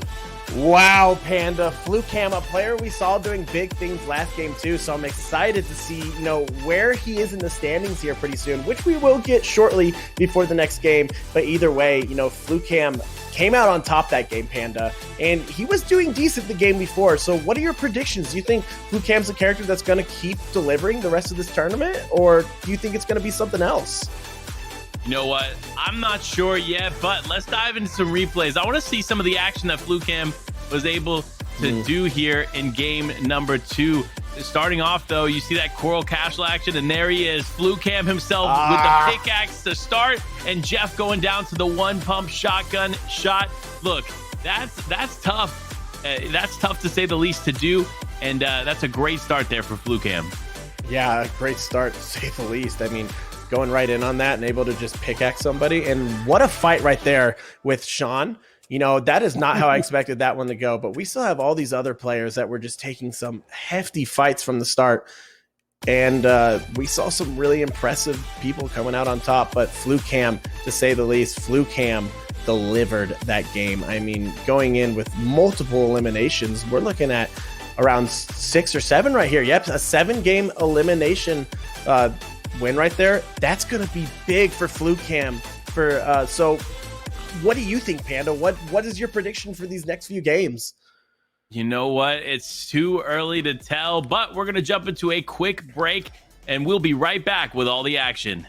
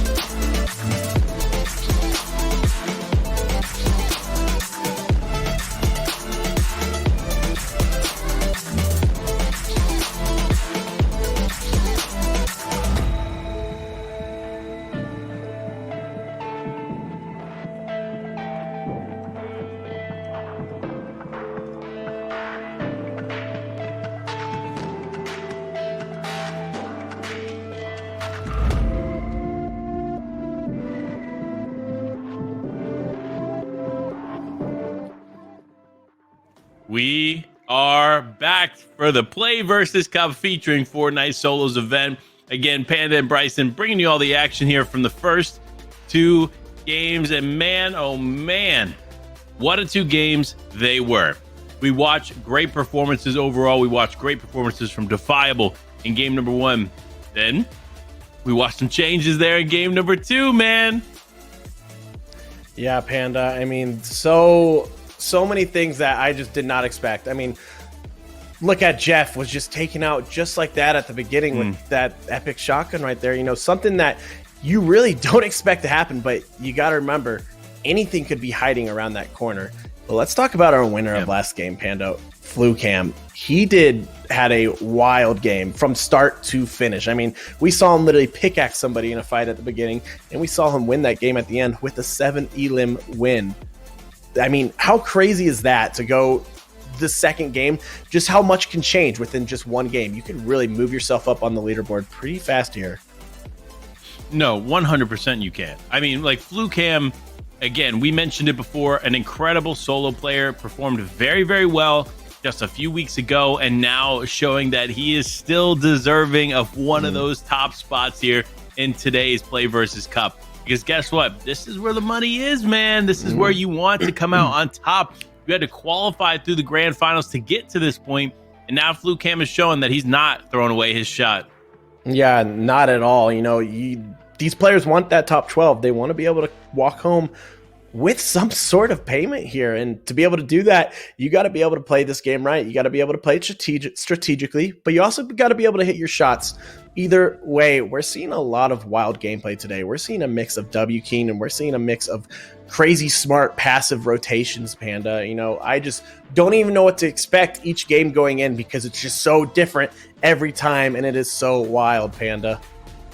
No, it absolutely is. But before we find out who came out on top after game number two, we got to talk about it.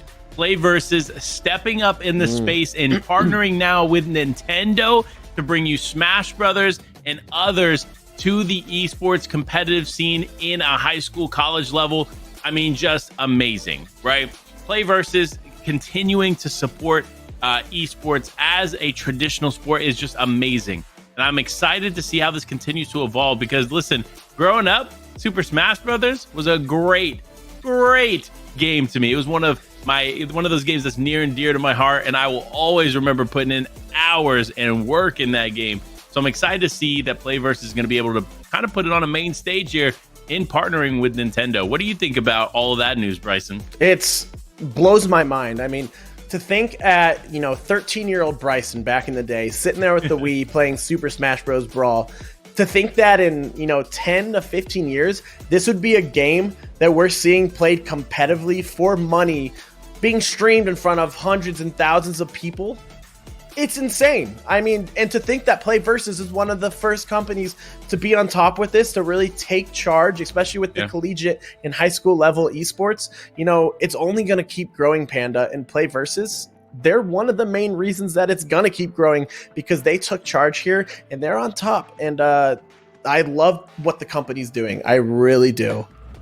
Yeah, I definitely agree. And Nintendo is no easy section to break into. Nintendo having one of the smaller esports scenes because they make it so tight-knit and tough to even host these kinds of events. So for PlayVS to be able to connect with them on that level and make this happen, I mean, just a huge feat, to say the least. But speaking of huge feat, look, Mr. FluCam himself, man, he had big shoes to fill coming into this, and he's doing a great job filling it, man. We talked about him before the games even started.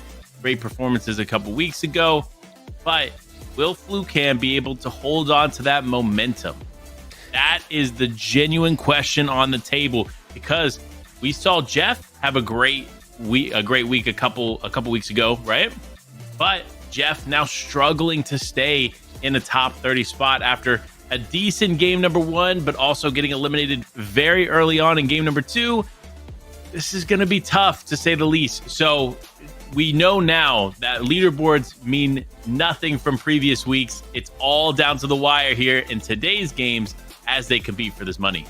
Yeah, you know what? It's not like the previous season where every game you're taking your points and you're adding them up. This game, it's like a restart for all of these players. So they don't have any lenience here. Some of these players in some of the other tournaments, they might think, oh, I've done great the past 5 tournaments. I don't really need to worry about this one. But no, this tournament right here, this is for the money. Every single player needs to be on their A game. And we're seeing a lot of that. I mean, Flukham's game last game was phenomenal. We saw some of the most impressive gameplay, some great mechanics as he was taking that height, holding that height for himself at the end game. Just either way, there is so much to happen here. And Flukham, he's on top right now. He's doing a darn good job, Panda. Yeah, look, I'm excited to see if he's going to be able to maintain that momentum, right? I really am. But when you have players like Star and some of these other players that were able to put up some incredible numbers in game number 1, it's not going to be easy. It's not going to be easy at all. But one thing I want to talk about and one thing I want to see less of in this game as we dive here into game number 3 is I want to see less storm fights, man. Bryson, we saw so many storm fights in game number 2. So as we dive into game number 3, that is one thing that I personally want to see less of.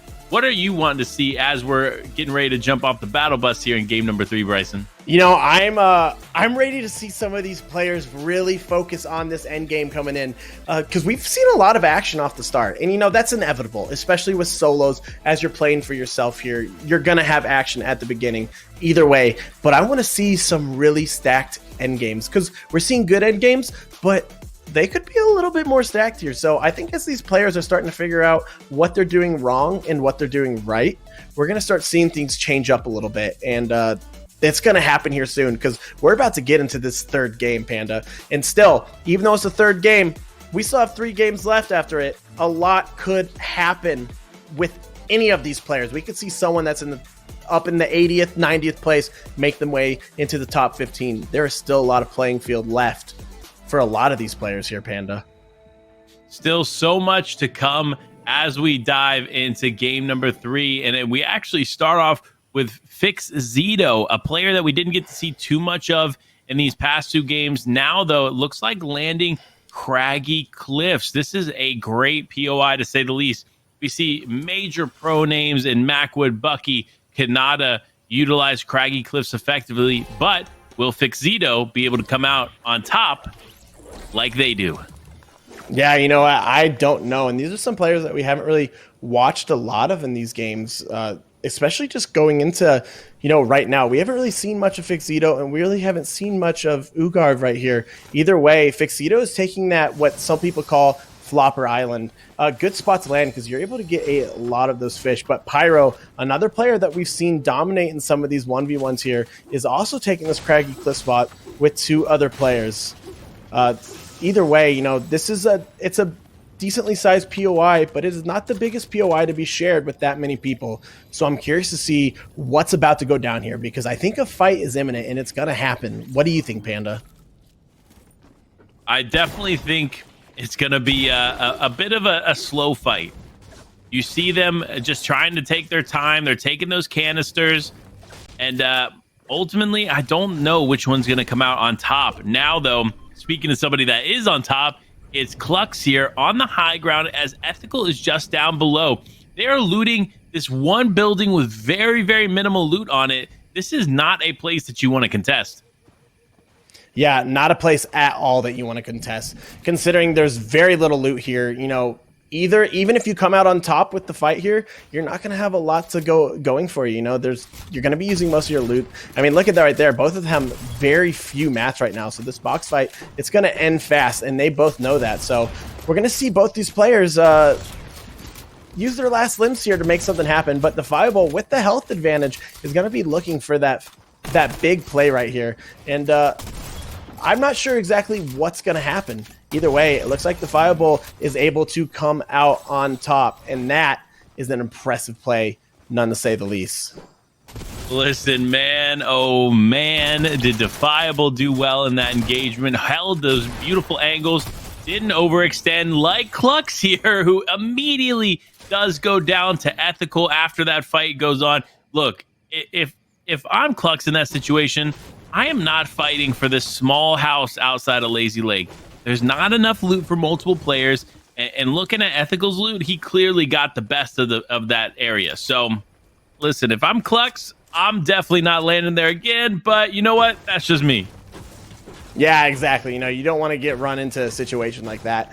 You really want to focus on making yourself forward and get into these end games. And we're even seeing a little bit of players wean out here. Only 72 in this game compared to 78 last game. So, you know, some players might be giving up. So this leaves room for some of the other players that are stuck in spots where they think they're not going to be able to do a lot, because if other players are leaving, then that kind of gives them a little bit of an advantage to work their way back up to the top. But also, there's only the third game. Now, Nasser right there was able to come out with a great shot.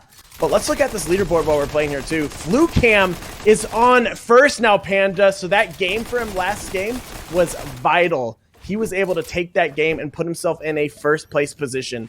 That is huge. That is huge for him right there. That is a huge turn of events there for FluCam. And what a lead, to say the least, right? That is a 51-point lead over second place, and second place being ConsoleBot. So you see the players that were on top after game number 1, they're nowhere to be found there after game number 2. So it's going to be interesting to see how these things change.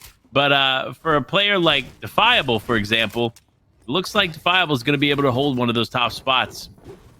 Yeah, exactly. Defiable, he is impressive. You know, we've seen him do a lot of crazy stuff. And look at Patik in 11th place right there. You know, we've watched Patik these past few games. Someone with some phenomenal aim right here, and aim that he's using to his advantage. So I think if he plays this right, he has a good chance of moving himself forward. But look at Star, who we saw in first at the very beginning. Look at him now. He's all the way back there in 12th place, Panda. So, like we said, so much can happen between one game. You could really move yourself up or down on the leaderboard. Yeah, look, I mean, one game can change everything. So it's about making sure you're being consistent here, especially when it comes to placement. Now, though, you see FluCam just destroy that boat real quick and pick up on those mechanical parts. Remember, folks, if you're at home and you need mechanical parts quick here in the final few days of the season, shoot that boat or that car, and you will get way more mechanical parts than you could otherwise. Now, though, FluCam looks like he has Coral Castle in the bag as we switch over to ConsoleBot here. Looks like just outside of Coral Castle. So we could potentially see two of our top players going up against each other here soon, because, look, they're in the same area. Yeah, exactly. And, you know, that's what gets exciting in games like these, especially when you start seeing players that, you know, are head for head for those top positions, those top places on the leaderboard. When they meet up in game, you know some action's about to go down. And that's just exciting, Panda. Something I really look forward to in tournaments like these, watching these top players, you know, show down with each other and try and 1v1 each other, especially with solos where it's not just teams versus each other, but it literally is a 1v1. Now look at Hollow over here. Hollow's outside of Lazy Panda. He's got a decent amount of loot. He's got peppers, and he's got that rare AR right now, so that epic AR. So, to say the least, he's in a decent position. He just needs to focus on getting away right now while another fight is going on. But he may look the third party a little. Yeah, look, if I'm Hollow, I'm dipping, right? Like, I know this fight is going on. I know that there's 68 players remaining, so I don't have to worry about Storm Surge for the next couple zones. So I'm chilling there. But it looks like Hallow is going to try and get a different angle here on Patik. You see Patik and Hecklers definitely don't have the health advantage when it comes to Halo. So it's all about who could potentially go on top, as Hallow, there it is. Just get some shots on Patik, nothing connects, and immediately out of there. You see he gets involved there just for a second, lets him know that he's close by, and then decides, you know what, I'm out. This isn't worth my time. I'm just going to keep rotating. But somebody that's not rotating is Eden here as he goes up against Dex there, just one cone away. Oh, man, as we switch over, Hallow just throws the gas can on top of the other fight, lighting some of those builds on fire. But it does not look like it's going to do any damage here, Bryson. Look at how he did that though, Panda. I have actually not seen that really happen in action before. He threw that gas can up in the air and shot it while it was in air. That way, it had the other players had no time to get away. Because usually, you know, you hear a gas can get hit, and you have a few seconds to make your way. But when it pops on you right that, and it's already lit, you know, there's not much you can do. Either way, it wasn't able to do enough there. But now we're looking over at Eden. Eden's now really advancing into this box fight right here, trying to get away as he's putting some more heals on. But it doesn't look like Dex is going to just let him go like that. Either way, Eden comes on top. That was so smart how he just dropped like that. He placed that cone in there, and he pieced Dex so easily. Very impressive, Panda. Definitely impressive, to say the least, as Eden walks away with an elimination. But look, he's not full on material, and he's not in the zone. Speaking of people not in the zone, it is one of our top players in Defiable. Looks like he was taking a fight there, but he does decide to kind of separate. Remember, when you're in Storm, you're getting ticked for damage. So if you're not careful, like that player wasn't, you end up getting eliminated, and it really affecting the way that your game goes. Now, though, Defiable, pump shotgun versus tactical shotgun. This is another fight that we've watched between these two shotguns as Nasser L2 goes up against Defiable. Yeah, and you know what, Panda? This is also another Storm fight. You know, Defiable, he really jumped into this fight, taking the other Elim from Nas and still wanting to fight Nas too and try and come out on top here. But we don't know. Is one of them going to try and get away from here? And it looks like, you know, Nasser is trying to move himself away out of this fight, trying to disengage as he wants to get some heals off. You know, it looks like Defiable may be playing it this way too. He knows, you know, it's not worth it. You know, he's a good player. Defiable has a really good chance of making this top 12, but he doesn't want to ruin that. He doesn't want to ruin that with a fight that he doesn't need. Yeah, I'm going to agree. He doesn't need to ruin it. He needs to be cautious of what he's going to do there. Now, though, speaking of caution, you see a player that's not being cautious is this player going up against Ezra, as Ezra is just controlling the situation pretty effectively, disengaging where it needs to be, and just continuing to take shots. Now, Eden with a huge pump shot there, gets the elimination there on this player. But man, oh man, did Eden show him that he is significantly better than this other player. Listen, I'm sorry, my guy, whatever your name was, back to the lobby for you. Yeah, you know what? Eden was just throwing the peanut butter edit over just here and there. And if you don't know, people at home, what the peanut butter edit is, a lot of pros refer to that. It's just those top corner edits like that. And it's really easy to just piece control somebody to be able to get that top cone and then place a stair, place a cone, not the top cone, that wall, those top corners, and place a stair, place a cone in their box. And then you're able to just keep using that edit. And you only have a little part of your body open for them to be able to shoot. So him doing that, he really makes it really hard for the other player to get some shots off. Well, he's able to just do so much with it. Either way, I was super impressed with, you know, just the fighting right there, what Eden was allowed to do, everything Eden did there. You know, he is a big player that we're going to see, you know, move forward here and really be on top in this game if he keeps delivering like he is now. Yeah, look, I definitely think he's going to continue to deliver. But speaking of people that haven't quite delivered yet, it's Rextra, another player we saw perform very well, but not necessarily executing effectively in today's PlayVS Cup. This is game number 3, folks, so we're almost to that halfway mark. If you haven't done anything significant yet, now is your chance to do it. Rextra just trying to convert here on, it looks like Kylix there, just in the box ahead, but it looks like with as far as health advantages go, it is pretty much a draw. So this fight could genuinely go either way if they do not hurry this up. Yeah, either way, you know, it's the second zone right now. The circle's going to start getting smaller and smaller here. You don't want to be stuck in these box fights here. You want to be able to get forward, hold your own position, and just wait for the end game to keep coming. But it doesn't look like that's going to be the situation here. Ooh, and look at that smart edit, how he played that cone right there, Panda. He saw that corner edited right across from him, and he edited his cone in such a peculiar way that only marked off that one small spot, and that way he was able to advance forward and try and take that wall. Either way, though, it looks like this fight is going to be dragged out a little bit as Rextra is trying to get some health back.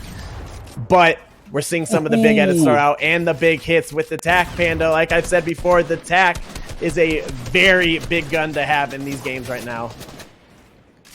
Ooh, but listen, if you're not careful, especially when you're taking engagements like this that take a while, you're going to get the third parties that come in, and that's what we just saw there as Rextra ends up getting targeted. Fortunately for him, though, he's not going to take any additional damage here from the third party, but this fight still ensues as Rextra has that tactical shotgun. He can use that as a utility to get into people's boxes, but it seems like he's being extra cautious to make sure he doesn't take any of that unnecessary damage.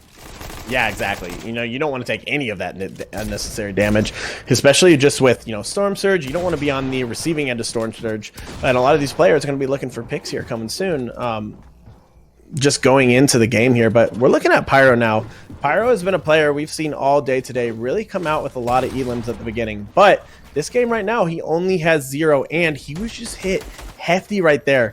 But he's not getting advanced at by Eden as fast as I thought he would. He was able to get those 2 minis up pretty fast, and he might even be able to get a med kit off here if he plays his cards right. Either way, he's looking to get those pre-fires off. He's using that epic pump shotgun, Panda, as Eden's trying to advance right into his box, but it wasn't able to happen for Pyro as Eden came just victorious there, like we've been seeing him do this entire game so far.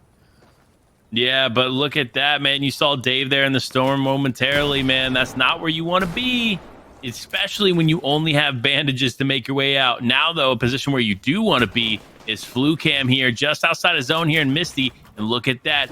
He has the Firefly jars in the inventory. He could definitely light some things on fire, get some action going here at a moment's notice. He may even be saving that there for a later part of the game, maybe that 5th or 6th zone when there's a lot of wood down below. I don't know, man, but that we could be definitely seeing some crazy action take place soon. Yeah, exactly. And now we're getting right back over with Rexta as he's still in I think the same box fight, but it looks like Rexta was able to piece control that right there and stay victorious. Now look at that. He has so much mats, so much ammo. He's able to play around a little bit here, but he's got to focus on making sure he gets in. Because, Panda, we're going to really get into the biggest, most serious rotations here as this 3rd zone is getting ready to close. You know, that 4th zone going into the 5th half and half, that's where it gets really tough. And, Panda, we've seen that in these past 2 games. A lot of players will go down once we hit that 5th half and half zone because those rotations can be really tough. Yeah, they definitely can be tough, especially, again, we're pulling towards the south here. You see all the elevation points here on the map. Like, depending on where these next few zones pull, we could definitely be seeing a tough end game for these players. But now, though, you see Hallow does look like he's going to have a pretty good spot on the map as of right now. Depending on where that zone goes, this could be a nice position. But another player that's not quite positioned well, it's Defiable. Defiable just now outside of the zone is going to take this fight here on this player. He does get a nice little tag off there pretty early on, but ultimately not enough for him to convert there on the elimination. Now this player is like, you know what? You shot at me. Maybe I'll take some shots back at you. So this could be an engagement waiting to happen, but looks like Defiable just wants to kind of disengage and find his way into zone. Yeah, and it looks like, Panda, we might be seeing a pretty big mountain endgame here, which we've seen in the past. Mountain endgames are tough, especially when you get stuck on the low ground and you have to rotate all the way up a mountain during those moving zones. But having a player like Defiable, you know, he's good. He knows where to put himself, where to rotate. So if he's able to pull half and half here, then he's set. But either way, if he doesn't, I have complete faith that he's going to be able to, you know, conquer these rotations and get inside the circle where he needs to be. Well, let's move over to Hollow. Now, what do you think of this loadout right here, Panda? Look, I think it's a decent loadout. I think he can make some things happen. I think maybe the pump shotgun could be a little stronger, but other than that, man, like, this is the loadout you want to see here. He's got the peppers for mobility. He's got the assault rifle and a power assault rifle at that in the epic variant of it. But he doesn't have a ton of assault rifle ammo. So with it only being 4th zone, we could see him deplete through a lot of that here pretty early on.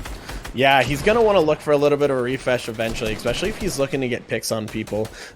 Because, you know, that AR ammo endgame is so vital to have, because you're not doing as many pump shotguns, especially in these 4th, 5th zones. You're not really using your shotgun as much as you are looking for picks with the AR. Like we're seeing right now, you're going to go through that AR fast, especially if you're not crucial with it enough. So I think Hollow, he knows that too, and he's kind of watching that, because we've seen him already slow down just a little bit right here, but he's got his picks too. So if we do see Storm Surge with the 3rd Storm Surge during that 6th zone, I think Hollow knows he's going to be okay for the meantime.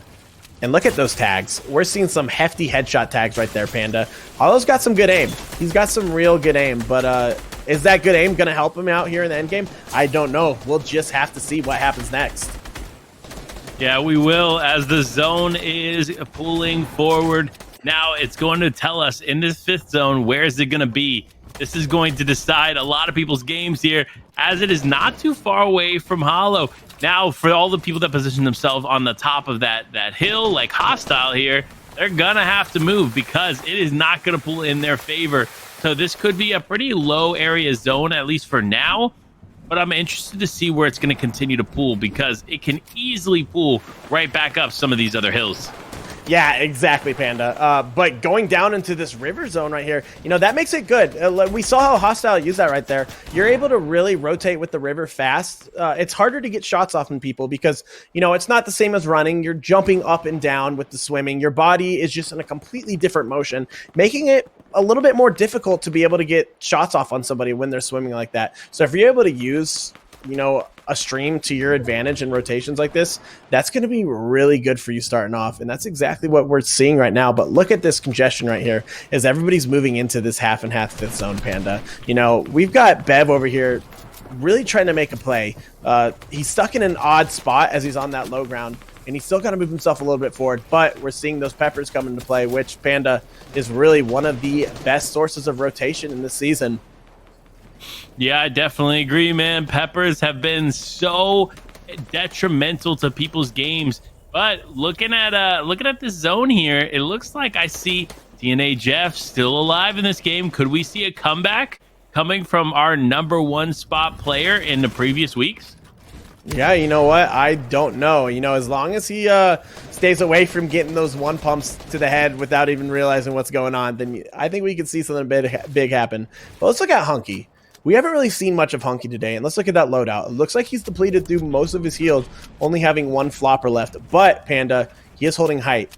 But how long will that last? Because look at that. He's got a lot of mats that are going away fast. So, little mats was what I really meant to say. But he's this is going to be a tough position for him to hold. It almost might not be worth trying to hold in this spot, because he's really not. He does not want to burn through the mats that fast, because if he does, then there's no more height for him. Yeah, and it looks like Hunky said, you know what? I know where this player is. You're going to try to continue to shoot me out? Fine. Well, I'm going to come straight to you. But now Hunky is actually the focus of some other players as well. ConsoleBot, though, down here on the low ground, he is above the threshold, so he's not going to necessarily have to worry about damage, but he is going to take any shots where he can, because these are the final moments, folks. You don't know how healthy or unhealthy some of these players could be in these situations, so every shot could count. We see players so weak where 1 shot turns it around and they get sent back to the lobby, as the ConsoleBot ends up boxing somebody, but immediately gets tags. So 30 HP in a dream. He is attempting to hold off as this player just relentlessly pushes him. Yeah, wow, look at that. But he's using those small fries to his advantage right there. Another fish that you don't see used as often, but they're really easy to get. But ConsoleBot wasn't able to make anything happen there. Now let's look at Cooper. Cooper's moving forward, gets right into somebody's box, hits those quick shots, but was also hit really hefty there, but was still able to take that elim. Wow, that fall damage might end up being his endgame, which it looks it is, and Defiable going down. Panda, so many people are going down right now. I don't even know what to think. What's happening? What's going on right now? I don't know, man. The players just continue to fall as Crazy GG takes out Tomu. And we look at these perspectives. Star walking away after game #1 in the top spot, but now fighting to remain a top 10 player. You see Patriot just up above. Looks like he potentially is going for a high ground or a nice little mid ground position. As now we see a Blixen on height, taking shots down below, raining from above. We know how much of an advantage it is to have that high ground. It ultimately comes down to these final moments. Who will be able to hold height? No, it looks like Kenzo actually takes it. Well, look at the bottom there. We got Star kind of playing a low ground game here. Star is the player that we saw in first at the beginning, and he moved his way all the way up down to 12th place, 11th place actually. But now he's hungry to get back up there, Panda, and he is fragging out 2 kills on this end game right now. He's playing this for himself, and he's playing this smart as he's rotating, Panda. I always say this, no matter how good it is to get height, when players dominate on low ground, that is the most impressive type of playstyle for me that I really consider is in this game. And look at Star, he is really utilizing that right now, and he's playing this game to his full advantage, and I think he might come out on top. He definitely has the potential to come out on top, but looking at this fight as it ensues, Star there getting tagged, continually tagging up. Noel goes down. Man, oh man, that's another player we've watched closely throughout today. Star just showing that he is a force to be reckoned with. 3 eliminations on the board and 10 players remain as he just holds on and tries to get as many placement points as he can. Now though, Seabear on the high ground, taking shots down below. It looks like he's going to be able to connect with some old builds here. That is good. You need to make sure you are maintaining the structure that you have on the high ground. But with only 8 builds remaining in the inventory, you need to be careful. Yeah, especially with this little amount of people left, but in such a small zone, it's going to be really easy to just get taken out that fast, especially if you have no builds. But like I said, Star is still alive, and he's the star of the show right now, Panda, because he is just dominating. 4 eliminations going into this end game still. 5 people left, that's it. Now he's going for a little bit of a med kit pop right here. He knows that he has the time. Ooh, but he actually might not. It's going to see. This is going to be close, Panda. I don't know what's going to happen here. And he gets it off. Oh, wow. With 4 people left, Panda. I don't know what to think. I don't know what's about to happen. He gets that elim. Oh. There it is. Curex goes down as Star just continues to rain down. But what we know here in the booth is that on the high ground, Seabear has 3 floppers. So if Star is not careful, he can end up going down. And I don't think he got that med kit off in time. Now Seabear actually getting tagged up as well. He's going to have to use the floppers early. Now it's all over though as Crazy GG goes down and Seabear takes the victory royale. Wow, Panda, what a game. Seabear coming out on top there, but really another player that I just really want to keep talking about was Star coming in with that 3rd place. That's going to really put him back in a good spot on this leaderboard. Yeah, to say the least. But let's dive into what's going to happen here or what happened here in this game, I should say. And that is the replays. You see the Twitch piece going down.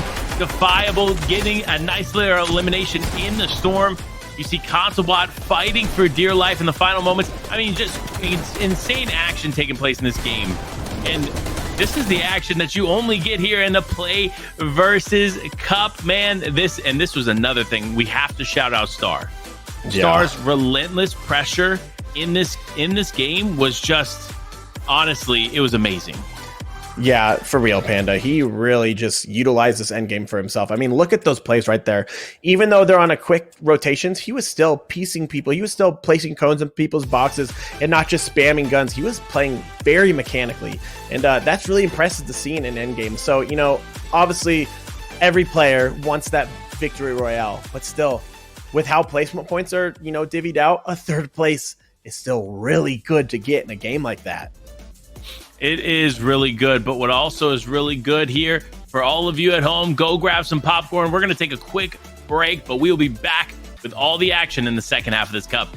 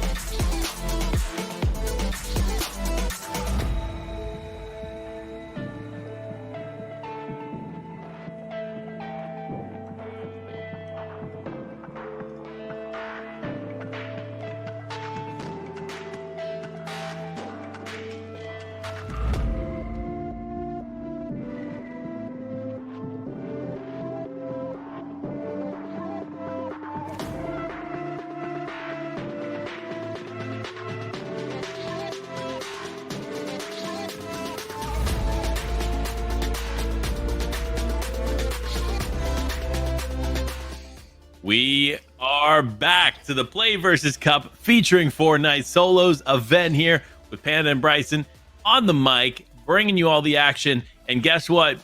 The first half is done. And it is not done without Seabear getting an incredible Game 3 victory royale. I mean, what a performance there from Seabear. Yeah, a Panda, 100%. Seabear delivered. He really showed us some high-quality gameplay there, taking that victory royale home to himself. So we still got 3 more games, though. You know, anything could happen. That being said, Seabear's still got to stay on his A game. He can't slack now if he wants to stay in a top position on that leaderboard. Completely agree. He needs to make sure he is relentlessly persistent. This is something that is super important here. When you have momentum going, you want to keep that momentum going. Yep. So the first half is done, right? All the mistakes that you've made leading up to this point, you've identified it, you've corrected it, and these next 3 games are your chance to come out on top. Make sure you have those issues that you may have had in the first couple games fixed, and show us what you're made of, because these are not easy feats to even get to this point. The weeks that you had to compete, like, this is not just something that anybody could have jumped in.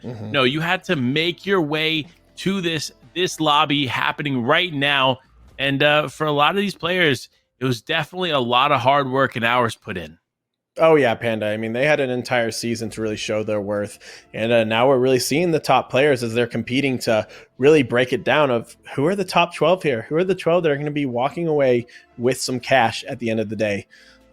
And there's so many different changes that could happen each game that we're seeing the leaderboard just fluctuate so much that really we're not going to know until that last victory royale who's going to come in that top 12, because anything could happen right now, Panda. Like we've said before, anything could happen. Without a doubt, anything could happen, and anything that can happen will happen. I've learned that in the game of Fortnite, especially when it comes to these zones. We got to talk about it. We got to talk about how the zones continue to pool over these elevation points on the map, and it makes it difficult. Like, if you don't have the high ground, you're going to be struggling. Fortunately, though, some of that area, they were able to recycle some builds. It pulled back in some different areas, but still, anytime you have a mountain involved, you know it's not going to be an easy zone to take care of. So props to Seabear, able to come out on top and honestly held on to high ground with very little material. So that overall, super impressive. Yeah, no, extremely impressive. Seabear really, he showed some crazy gameplay right there. He protected himself on that high ground so well, and was able to still come home with that victory royale with very little mats, like you talked about, Panda. And that's what we've talked about with solos. It's very difficult to take positions like height, because you don't have somebody else that's able to feed you materials. You're playing all by yourself, so what you have is what you have. Nobody else is there to help you. So players like Seabear that are still able to hold that height the way he did is super impressive. So I'm really excited to see what a player like him does coming into these next few games. Yeah, I'm definitely going to agree with you there. If he can maintain that momentum and keep that going forward, we're going to see a great performance, to say the least. But one performance that we haven't seen thus far is TNA Jeff, man. Again, we talked about it, how he was one of those top players, or he was the top player in the Play versus solo event, the grand finals. And he made his way over here to the Play versus Cup, but we saw him stay alive a bit longer here than he did in game number 2. But it looks like, again, another game where he did not even remotely come out on top. Yeah, exactly. You know what? And he's a player that going into this, like you said, we really had some big hopes for, some really high hopes. So he's going to have to really, step his game up here if he wants to, fit those shoes that we really gave him to fill. So either way, he still got a chance. Anything can happen. Like we said, Panda, he's still got a chance. We still have 3 games left. There's so much room for improvement here. There's so much room to change up your drop spot, maybe make something different happen. We've had 3 different winners so far. No one has, doubled up, won 2 victory royales. So that being said, if Jeff wants to really change up a little bit of his gameplay, he could make something big happen here. We just got to wait and see. Yeah, and wait and see we shall. But before we do, listen, all you players out there at home, you're doing great. The first half is done. Take advantage of the second half. There is some serious prize money on the line. Make sure that you take full advantage of the opportunity you have here, because guess what? These opportunities don't always come. So PlayVS, again, shout out for putting this on. Great performance, great production, everything going on the screen, off the screen. We appreciate all of the support, being able to bring you that. But we're getting ready to bring you those leaderboards, and we got to talk about it, right? We have to talk about how these leaderboards are going to continually shift game over game, because there's a lot of placement points and stuff up for grabs each game, and anything goes. Yeah, anything does really go. Like you said, we're getting into, halftime's over, man. We're in that second half of this tournament, and some of these players on their last limb, so they're going to be doing anything to get themselves in that top 12. So as the leaderboard goes, we have no idea. Someone could really step it up and move forward. And like you said, with just the play style of this game and what we've been seeing, there is just how the placement is based and everything. A player that we're not really seeing in these end games, if they played this carefully and they work on just getting those placement points these next 3 games with even very few elims, they could move themselves into a very good spot. But let's go get into this next game, Panda. I am ready to dive into the 4th game. Let's see what we've got going on here. Yeah, look, I am excited as well, but I gotta say this, right? I have a little sneak peek of the leaderboard. The leaderboard's going to be coming on the screen here for you guys momentarily at home, but I'm going to say this. Bear now comfortably in the top 10. That's all I'm going to say. That's just a little preview from me to you, but look, that's a good turn of events there for him. But talking about people that really do need to make some things happen, it is FluCam. FluCam having a great game too. Now he needs to make sure that he can maintain that momentum and keep it going, because as of right now, he could end up falling in the leaderboard. Yeah, you know what? That could happen for any of these top 5, top 10 people. You got to be careful. You can't just have one good game and just be like, that's it. You got to keep that momentum up. And I think with a player like FluCam, he knows that. He understands that that's what needs to happen here. So considering that, and considering the fact that he just got Coral Castle all to himself now, he knows what he's got to do to keep moving forward. And, these games they're dwindling out a little bit. Some players are giving up. So for some of these top players that really want that money, they know now that they got to really focus on this end game, because I think we're going to see a lot less fighting off spawn now, Panda. Look, I hope we do, right? I hope we do see less fighting off spawn and more focus on the late game, because it's so important. And it makes such a dramatic difference once you make it there. The placement points are huge. The eliminations you can get in the end game are huge, because remember, eliminations are 4 points per elimination. That's why you see players like Luno here just diving in and getting that quick elimination there on Curex. Curex, man, another player that did very, very well in the previous week, but struggling to convert here in today's games. Yeah, exactly. And what a great drop spot right here. This is a really good spot for people, because you can get so much metal there. You can get all the car parts you need, all the mechanical parts to just make any type of weapon you want. Landing over by that pirate ship area, that's the Viking ship. That's a really good spot to be at, especially if you can get that by yourself or just one other person. Now we got Patik giving us a little bit of the hips emote right there, as he's just focusing on looting up. Now look at that, Panda. Look at that. Yeah, where he's at.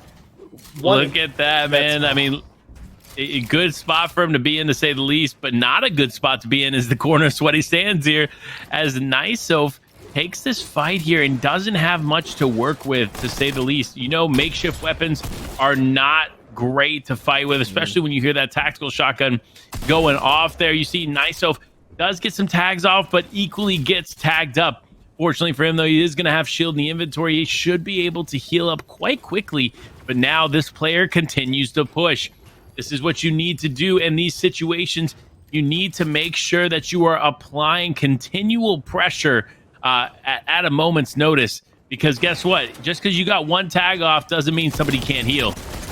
Yeah, exactly. And look at that right there. Niceof he was able to take that moment, kind of replenish himself, and look at that. He came right back in. with that elimination right there. But look at that, Panda. Look at that map. We still have another player that's just right around the corner, so he's got to be careful. But Ops, now Ops is over here in a little bit of a farther away position. He doesn't necessarily have to take that fight. Let's go see a straight-on 1v1 between Volix right now. And I'm not able to catch the name, but it looks like Volix is coming out on top with this, having the full health advantage. Looking around right now, this is gonna be an interesting fight. As Volix can come out on top right here and stay on top, then you know that's gonna be a good start for him for this game. Yeah, good start. He does scuff a few edits there, so ultimately giving his opponent the advantage. But no, he still cleans it up as Volix there gets the elimination on Tomu. And man, look at the power weapon so early on in this game. I'm impressed, to say the least. Another person I'm impressed by, Jeff, making the comeback. He knows he needs to make some big things happen, some big plays happen, and he knows there's a player here. So he's being smart. You see how he's taking shots, trying to get any kind of tags that he can while he can before he just attempts to convert. Because the last thing you want to do is just run up on this player, especially when you have no real knowledge of the health advantages that could be there. Yeah, and let's move over to Defiable. Defiable's been a player we've been seeing have some crazy action today, Panda. You know, he's done a lot, but we haven't seen him in, you know, that top 2 situation yet. We haven't seen that Victory Royale come from him yet, and I think he's a player that can really make it to that. I think he's a player that we could see get into that top 2, top 3 end game and possibly come out with that Victory Royale because he's smart. And we know that. We've seen him how he's been playing. He's really smart at this game. So if he just plays this fairly and if he just plays this with, you know, a good head on his shoulders and just goes for that end game, I think Defiable is going to be another player that we're going to be seeing in that top, you know, 5 probably if he really steps it up and keeps it up. Yeah, I definitely agree. Defiable, I believe, just outside of the top 5 as of now. Easily can make his way into the top 5, even the top 3. If he continues to maintain this performance. And that's what we want to see. We want to see these players do well. We want to see who's going to come out on top, especially players that have been able to be consistent week over week. One that has struggled to be consistent, though, is Jeff, as he does get some nice tags off here on this other player. Again, showing why the tactical shotgun is effective here in this meta. You see him controlling the fight for the most part, and now coning to control there. He gets another tag, almost full box the player, but he does end up escaping. Now it looks like Klux is actually just trying to res, and it looks like he may have him completely boxed here, and there it is. Oh no, Klux does actually end up dropping. So Jeff does need to be careful as he continues to take shots. If he's not careful, somebody else could end up getting involved and end up knocking out this entire structure. Yeah, you know, like we talked about, third parties are big in this game mode right now, especially in solo. So you got to be really careful going forward. But Jeff is still kind of dominating that high ground. He does have the heals if he can get the time to get it off, which is exactly what he's doing right now. But it looks like, you know, down there, he's really trying to take out the fundamentals of these builds and really drop Jeff, which could put Jeff in a bad spot. But Jeff knows that, and I think he's about to lower himself down too. But now Klux is looking for a spot for himself to heal, but all he has is those bandies, Panda. He doesn't have any other health, so this is going to be tough for him, as seeing he is in a health disadvantage right now.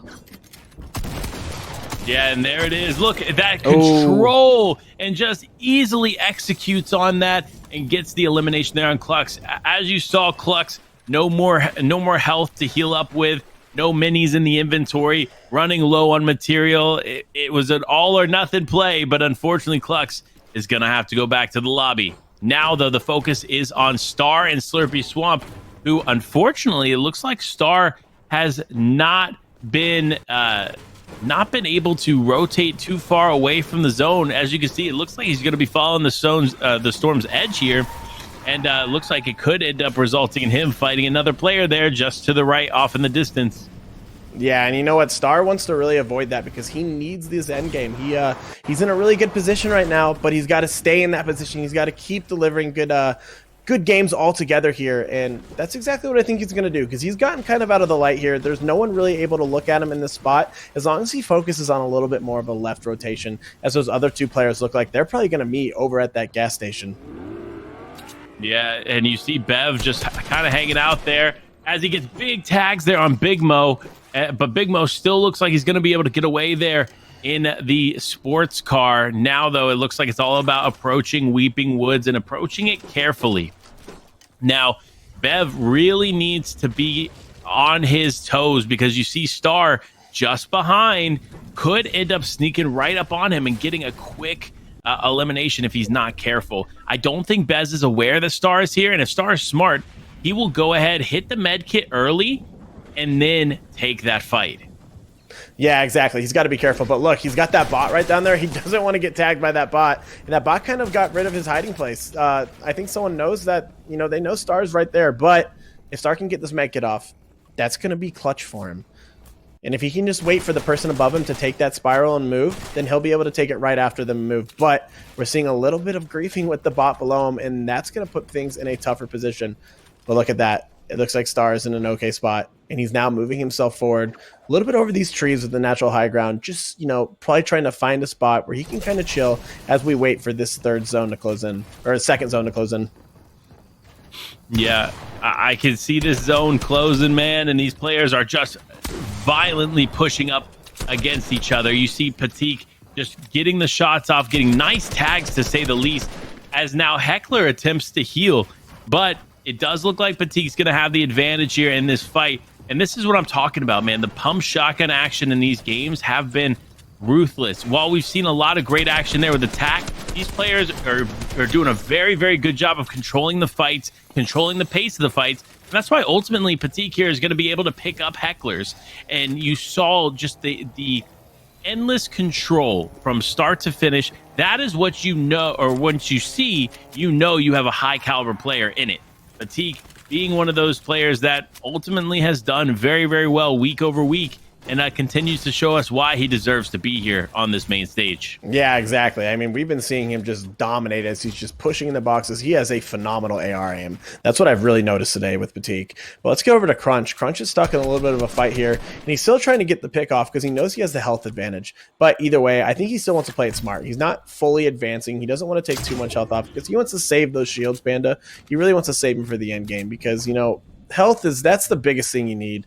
When you're roading end game and you get hit, you got to be able to have the right amount of health to be able to just, you know, close yourself up really quick and heal up, because you don't want to get stuck in a spot where the only way you're going to get health is if you look for an elimination.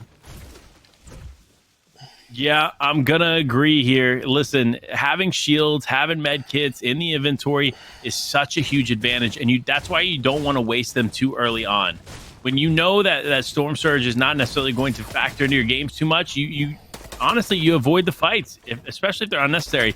But a fight that is now in Crazy GG's favor is this one. You see him get the huge tags off on Crunch. Crunch just trying to box up and heal here as Crazy GG is just down below trying to convert on this. But because, unfortunately, he was not able to push up quick enough, he's not going to be able to make this happen, as you see Crazy GG just instantly rotate away.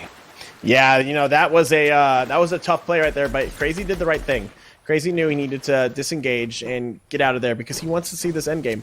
But now we're over with Seabear, our winner of last game. Now Seabear is rotating to, as the second zone is starting to close here, well, almost closed. Seabear he's pretty decked out right now. I mean, look at that, Panda. He's got all the mats, he's got floppers, he's got heals, and he's got epic shotgun and epic AR. You know, there's really nothing better that he can get here in that game. So I'm curious to see what he does here with this end game. I am too. I mean, look, with this loadout and the momentum he's had off the last couple games, he has so much potential to do some big things here, especially considering the amount of players that are on this side of zone aren't a lot.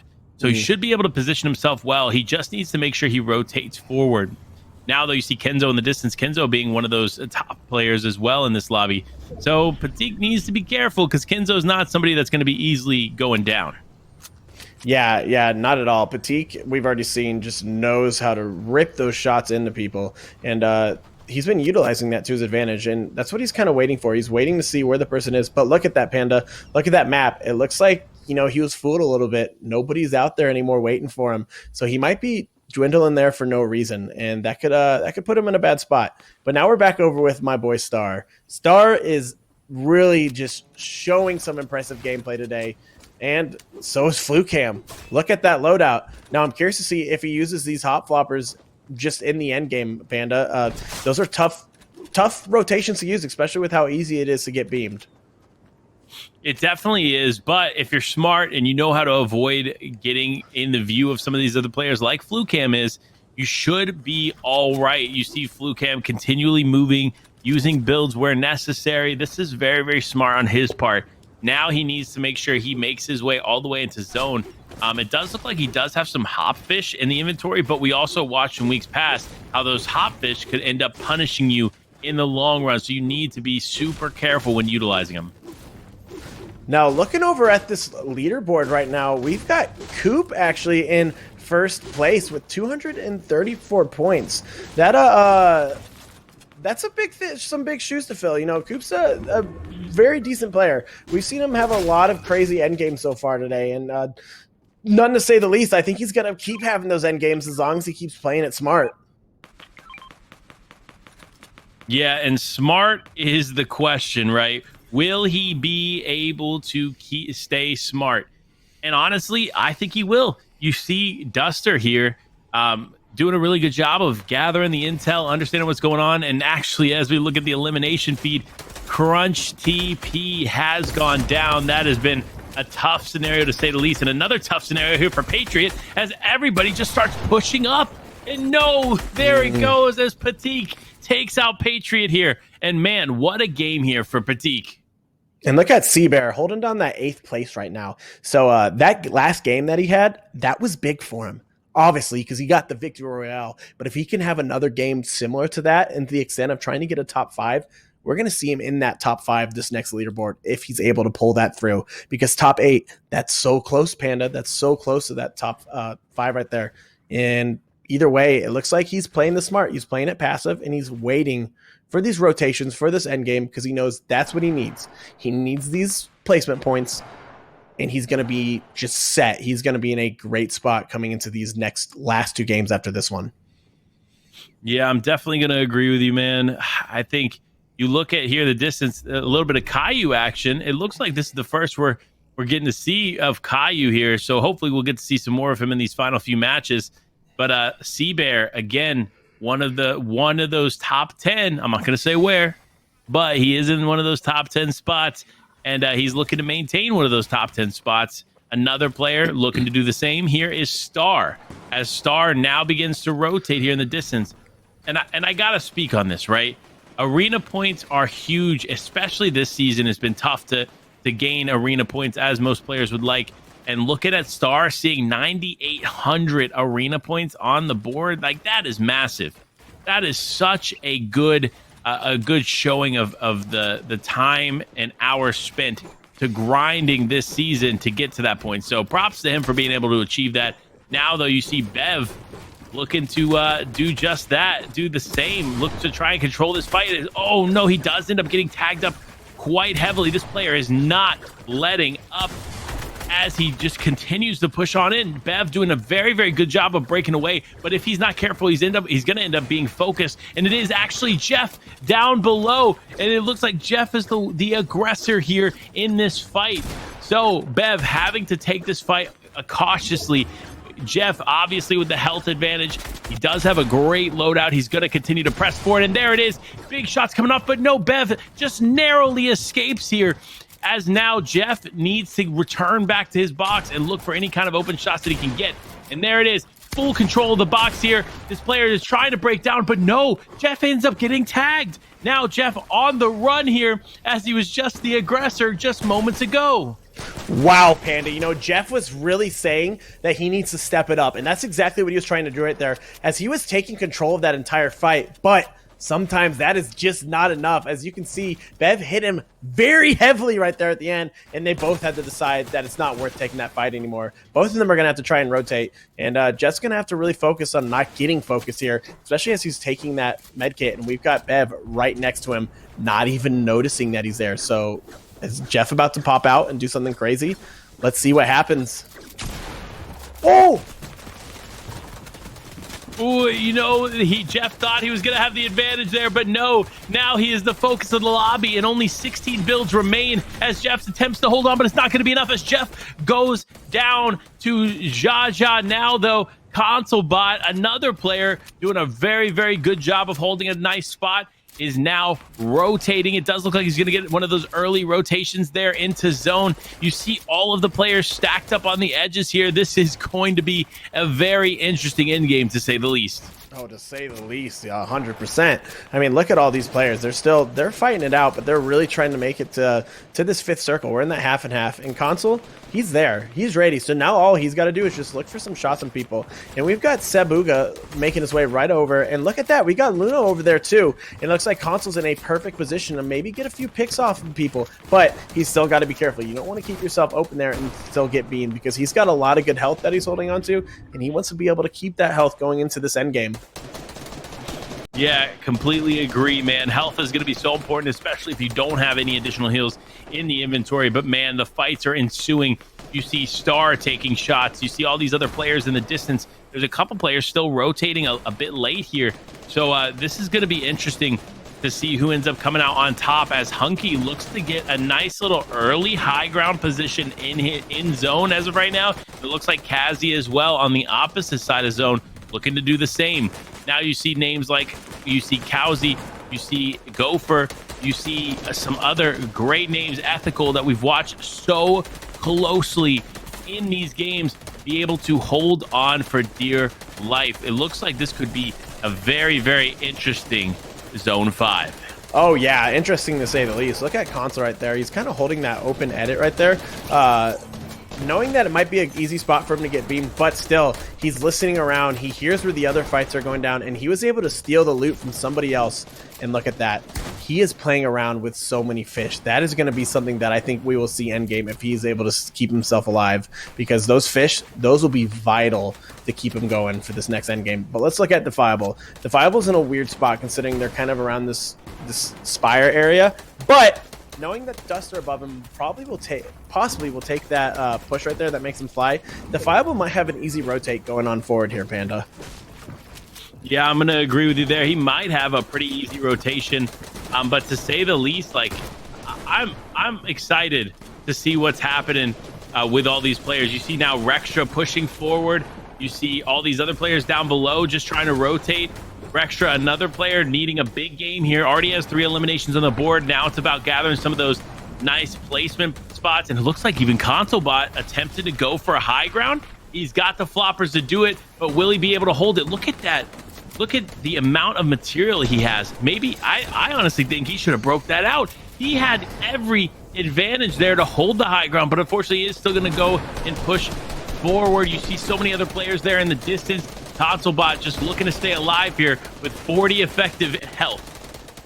Yeah, you know what, Console Bot, he really wants to keep this going because he's been doing really well so far this game, and he wants to keep that moving into the end game. But let's look over at Sebuga. Sebuga is taking that height right now for a moment as he's cranking out, and we still see Hunky moving forward too. So if Sebuga can play that carefully and stay up there, you know, that's going to be a big game for him. And you know what, Rextra was able to get that elim, but at the same time was eliminated and was traded. Now we're over with FluCam.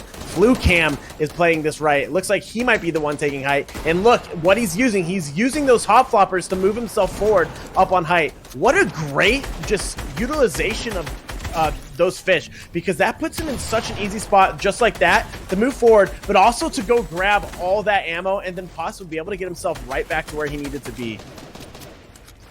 Yeah, he definitely did a good job of getting himself in a nice spot here.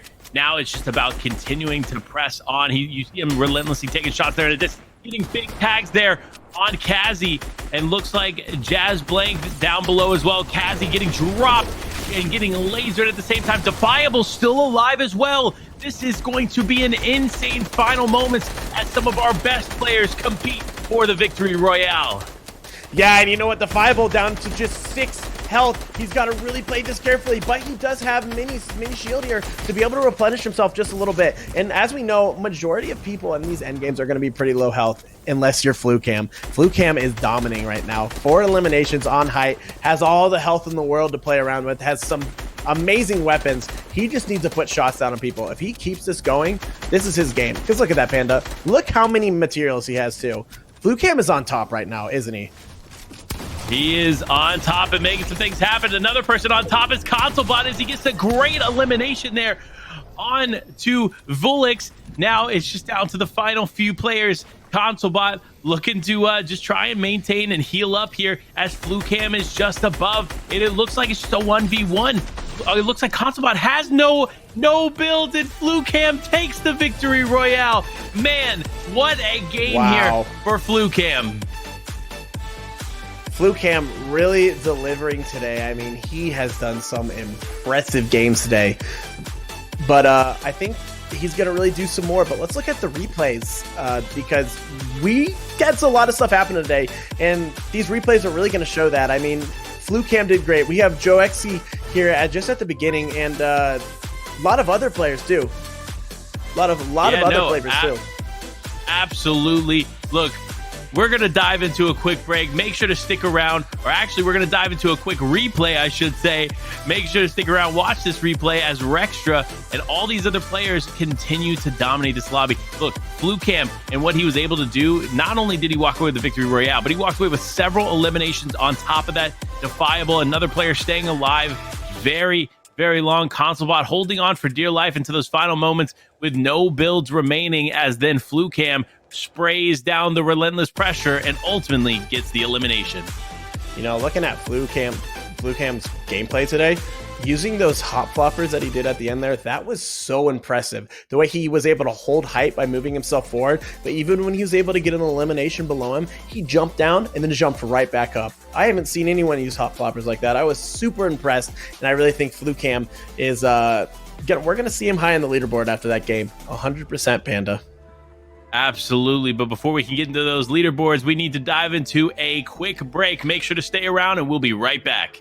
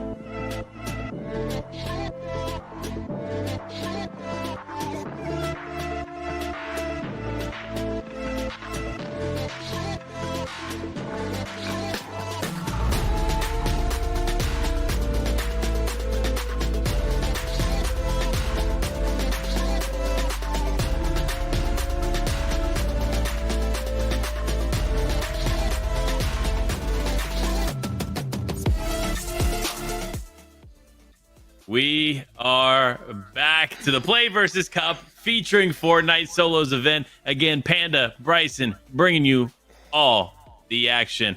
We had a bit of an extended break, but you know what? We're here and we are ready to continue. Bryson, are you excited to see how these next two games are going? Oh man, Panda, excited to say the least. I mean, we got 2 games left, so a lot can happen. But that means a lot of players might need to really step it up and take control of the battlefield so they can put themselves in that top 12. That also means some of these people that are in that top 12, they need to stay. They can't fall asleep here at the wheel. You know, they got to keep staying it up there. And if they want to keep that top 12, they got to keep it going. Yeah, I definitely think it's the final 2 games, folks. Game 5, Game 6. These are your final moments, your final chances to staple yourself up on that leaderboard.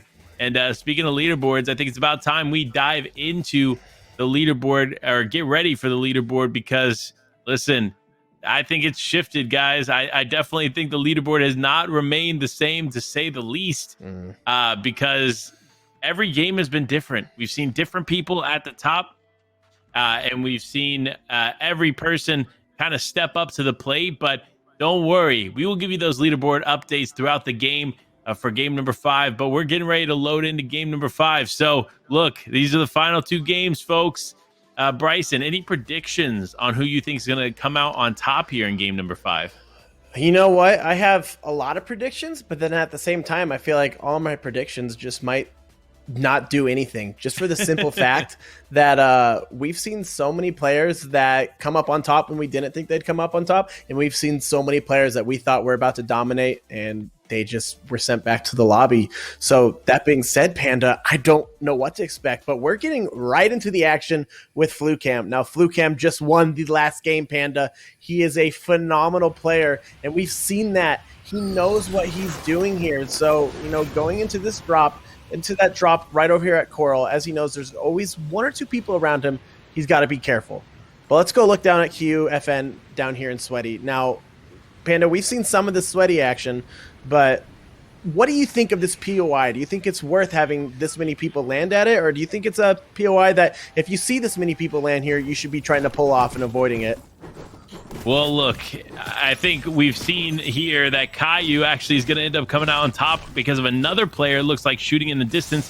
So with that bunker chest there, though, Caillou obviously starting off with the epic assault rifle. That's going to be a huge advantage to have in the inventory, and full shield. I mean, look, I get that maybe it was a little contested, you know what I mean? But Caillou, one of the people that is contesting, is still able to make something happen here. And that's what it's going to be about. You need to make sure that you're converting on these situations at hand, because sometimes if you let it slip away, it will not work out in your favor. So it does look like this particular drop spot, I think, is worth contesting. But you know, we saw some drama this season when it comes to contesting Sweaty, but I think in solos it should be all right. Yeah, and for the most part, you're right. It's a pretty massive POI. So, you know, there's a lot of loot around. But look at FluCam over here. Looks like he's got Coral to himself this time. Nobody wants to contest that anymore because they know how good FluCam is. They know that this is a player that we're seeing on top here, and they don't want to risk losing their game just like that, someone like this. But FluCam coming out on top with the loot right here. Obviously, having that makeshift shotgun, the gray makeshift shotgun, isn't ideal.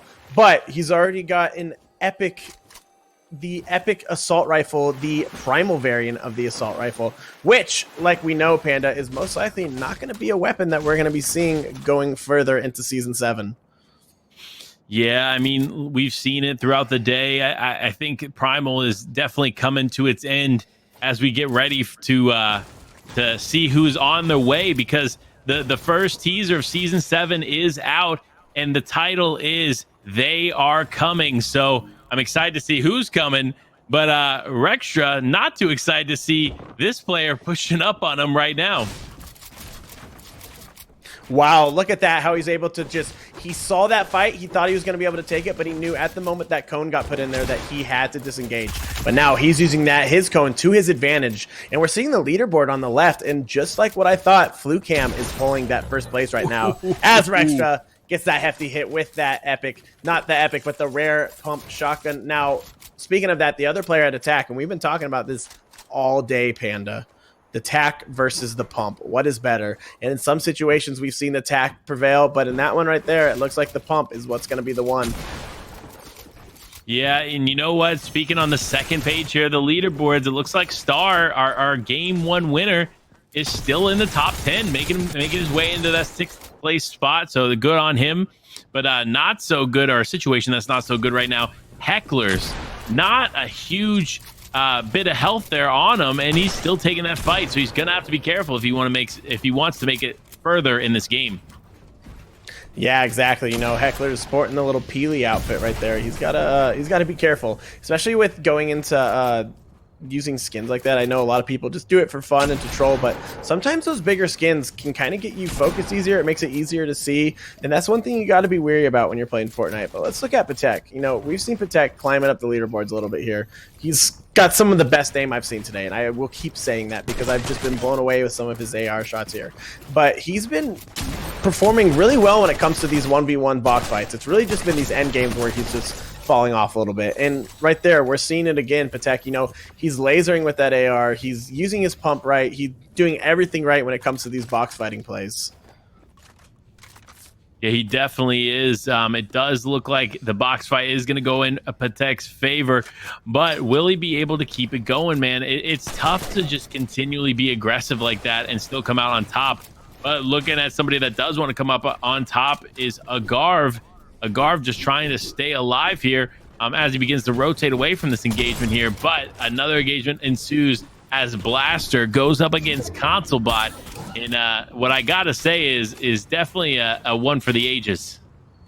Oh, yeah. I mean, these are two great players that we've seen today, have some phenomenal plays. I mean, we look back at Blaster when he took out Jeff earlier and that little hide and seek play, and we got Console right here, someone who we've seen pop off in these end games. So these are two players that really know what they're doing here. So it's really difficult to call out who we think is going to come up on top from this 1v1 because, I mean, anything can happen, especially with these two. But looking at what's really playing into it, ConsoleBot does have the health advantage here. He definitely does have the health advantage, but will he be able to maintain it? That's the question. You saw that he was trying to knock it out there. He was on the hop fish there for a second, so he could have withstood any kind of fall damage, but now that's not the case anymore. So if they're not careful, they need to take this fight quickly. You see Blaster just trying to continually break stuff out. ConsoleBot just trying to return fire as much as possible. Blaster now actually trying to take advantage and get back up on the high ground. And there it is. ConsoleBot gets a nice tag. Not significant, but still a tag nonetheless. And Blaster now forced to heal up yet again. Yeah, and you know what? That's not going to want to be a fight you're going to want to be in right now, just like you said, especially with how far in the zone they were, far away from the zone. They were in a spot where it could have been easy to get third-partied. But regardless, it looks like it's still going on, Panda. ConsoleBot and Blaster have not let up. They both know the zone is here. They're stuck in the zone, but they're not trying to get away. They want to see what happens. They want to have both of them. One of them wants to go for this. One of them wants to walk away victorious from this fight. And it looks like ConsoleBot is going to do just that. Yeah, it looks like he was. Now, though, Cowsy looking to try and take advantage here of what looks like, is that Noel? And there it is. The shots are coming out here as Cowsy just continually pushes forward on Noel. No, just taking shots. No tags are connecting here. But still, you see relentless pressure coming from him as now Crunch TP in the distance takes the bow shot, but nothing connects. Man, see, this is where you have to be careful here. If you're not careful, you can end up going back to the lobby prematurely. Yeah, and you don't want to get stuck in that. Now, look at Defiable. A little bit of a sneaking up play. He knows that someone's in the bushes right here, and he's going to maneuver around that because he's hungry. He's hungry, Panda, and I think he's gonna get his money's worth of food here right now if he decides to take this fight, because we know Defiable. We've seen his gameplay today, and he is good. He's been playing really impressive plays right here, and he's pretty high up on that leaderboard right now. I know he was in the top 10 from when we last looked, so either way, Defiable has a lot of room to play around with, but now he's going to make the smarter decision, and he's going to disengage from what possibly could have been an easy fight for him, but he knows it's not worth it. He knows it is not worth it. Smart on him for disengaging the way that he did, but a fight that's still ensuing and no disengagement in sight is Cowsy versus Noel. This fight is still ensuing here. Cowsey just trying to take any kind of advantage or get any type of advantage he can, but it's just not working out in his favor. Noel actually taking control of that wall there for a second. And it looks like just the shots continue to go back and forth. Eventually, these players are going to have to do something, man, because I can't imagine that they have enough material to maintain this fight for much longer. Oh, yeah, not at all. Especially now, well, look at this fight going right here. We got Big Mo. He's got only 270 metal left, and that's it. So he's got to be really careful in this fight, considering that he does not have the health advantage either. And look at that, a little bit of a fall right there. Didn't take any fall damage, but is still running low on mats. It's going to be hard to protect themselves. And with that storm coming in right here, he's going to be taking some of those ticks too off his health. And that is just not a spot you want to be in right now. Yeah, it is not a spot at all. You need to make sure that you're super careful when you're taking this fight like this. But man, Big Mo is in trouble because this storm fight, it continues to ensue. Fortunately for him, he does have a med kit, so he can heal up here, but he first has to separate from this player if he wants the opportunity to heal, which I just don't see happening anytime soon. Oh, yeah. No, not at all. And look at that. He's got very little health left, so he's taking that med kit because he knows he does not want to lose his game just to the storm. That would just not be the way to go. Now, look at Caillou right here. He's popping off a little bit. He's looking around trying to get this box fight for his own. Takes a little bit of a hit there, but I still think has a pretty... Yes, he still has the health advantage again. Yeah, and look at that. He gets that quick shot with the pump and was able to take out Ethical like it was just another day in paradise for KUFN right here. Listen, Caillou is one of the most talented solo players I've seen in recent years. I got to say this, with the lack of solo events, right? It's been hard for him to showcase his ability, but I've watched the way that he's clutched up in solos, he's clutched up in trios, so it's exciting to see him on this stage continue to do just that. Hopefully he'll have some big games here moving forward. But now talking about somebody that is not quite moving forward, it is Big Mo trying to rotate out of storm but not being able to because it looks like a couple players are holding. And on top of holding, you see Crunch TP holding with that stink bow. If he's not careful, he could end up stinking the NPC, and the last thing you want to do is have to deal with this NPC here. Oh, yeah. We've already seen it today with some of the NPCs kind of griefing games. And not even just the NPCs, but the wolves. Just like earlier today, you know, that's a big factor that you have to think about when you're playing Fortnite now, is these little AIs, these NPCs that are roaming around this map. They could easily turn on you just like that. If you accidentally pickaxe one, if you accidentally shoot one, anything. And that could scuff your game right there. So you got to be really careful when you're dealing with those while you're in a fight.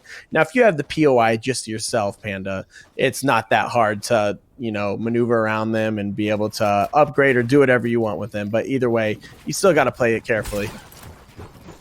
Yeah, you definitely do. And one thing I got to say, man, Seb Buga trying to play it carefully here with this Yeti off in the distance. But it looks like he's going to be able to actually disengage. So surprisingly, it's not going to be a full-fledged engagement like we were thinking just a moment ago. Now, though, it does look like Seb Buga is not going to just let this player come up against him and then run away. As I say that, of course, though, he does turn around and run away. See, this is why we are here, chat. We are here to dive into the mind of the player. And we're not always right, but look, we are always trying our best to bring you exactly what's happening here on the screen. Now, one thing I will say about this situation is the position here on the map is actually really ideal here for Seb Buga. You see, he's on a hill. He's got great building structures around him. He should be able to box up, refresh on material, and hold a nice spot there, especially if any players rotate in that direction. And another good spot here in zone is quite the opposite here from what we were just seeing, right? Defiable over here in Misty Meadows. A little bit of a lower ground situation, but you see Seabear up there on the high ground. This zone, regardless of where it continues to pool, is definitely going to be a better zone than we've probably seen in some of these other games, because we've watched some pretty crazy zones, to say the least, in the last few games. Oh, yeah, to say the least. Big time, Panda. I mean, we've seen so many wild zones. We've seen so many mountain zones today, which are easily the hardest zones to maneuver around. But look at that. Sabuga gets kind of stuck in this box right here as Flucam was able to get that Starin and then the cone and absolutely takes out Sabuga right there. Flucam on top again. If I got to give any predictions, it's going to be that Flucam is going to be still just going to stay dominating the playfield today, because he is showing that he deserves that money. He deserves something in that top 12. We have seen impressive gameplay just delivered specifically by Flucam today. Yeah, I'm definitely going to agree with you there.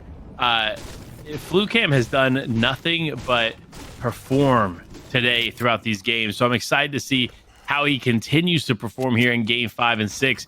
Because this is it, folks. These are the final moments here in these games. And realistically, it's still anybody's game.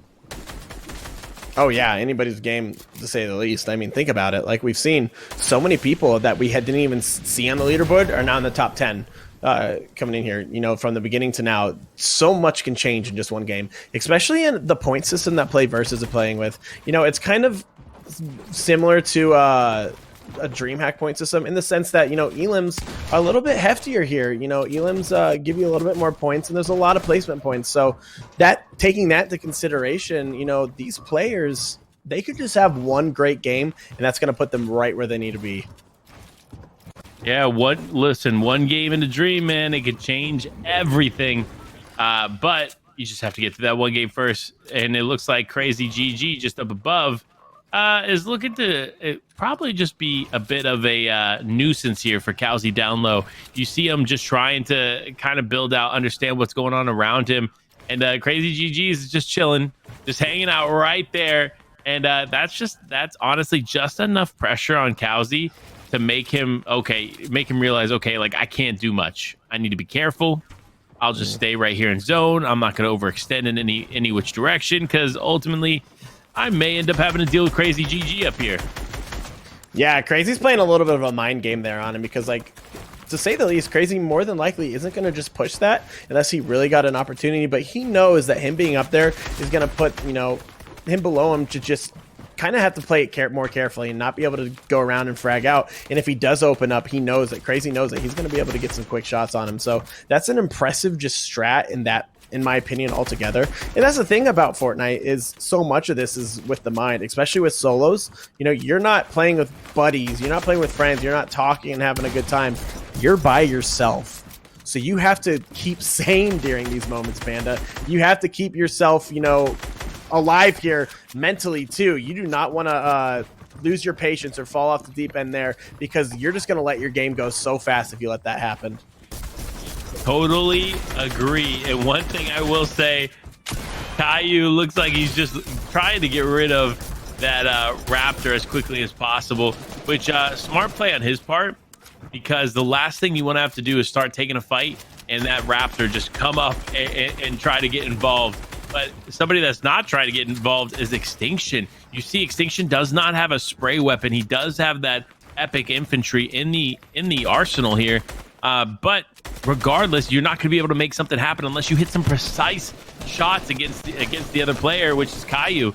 And Caillou is just not looking to let up as far as pressure goes. Now, though, Star actually looking to be pressuring Cowsy here from the distance. And again, Crazy GG still above.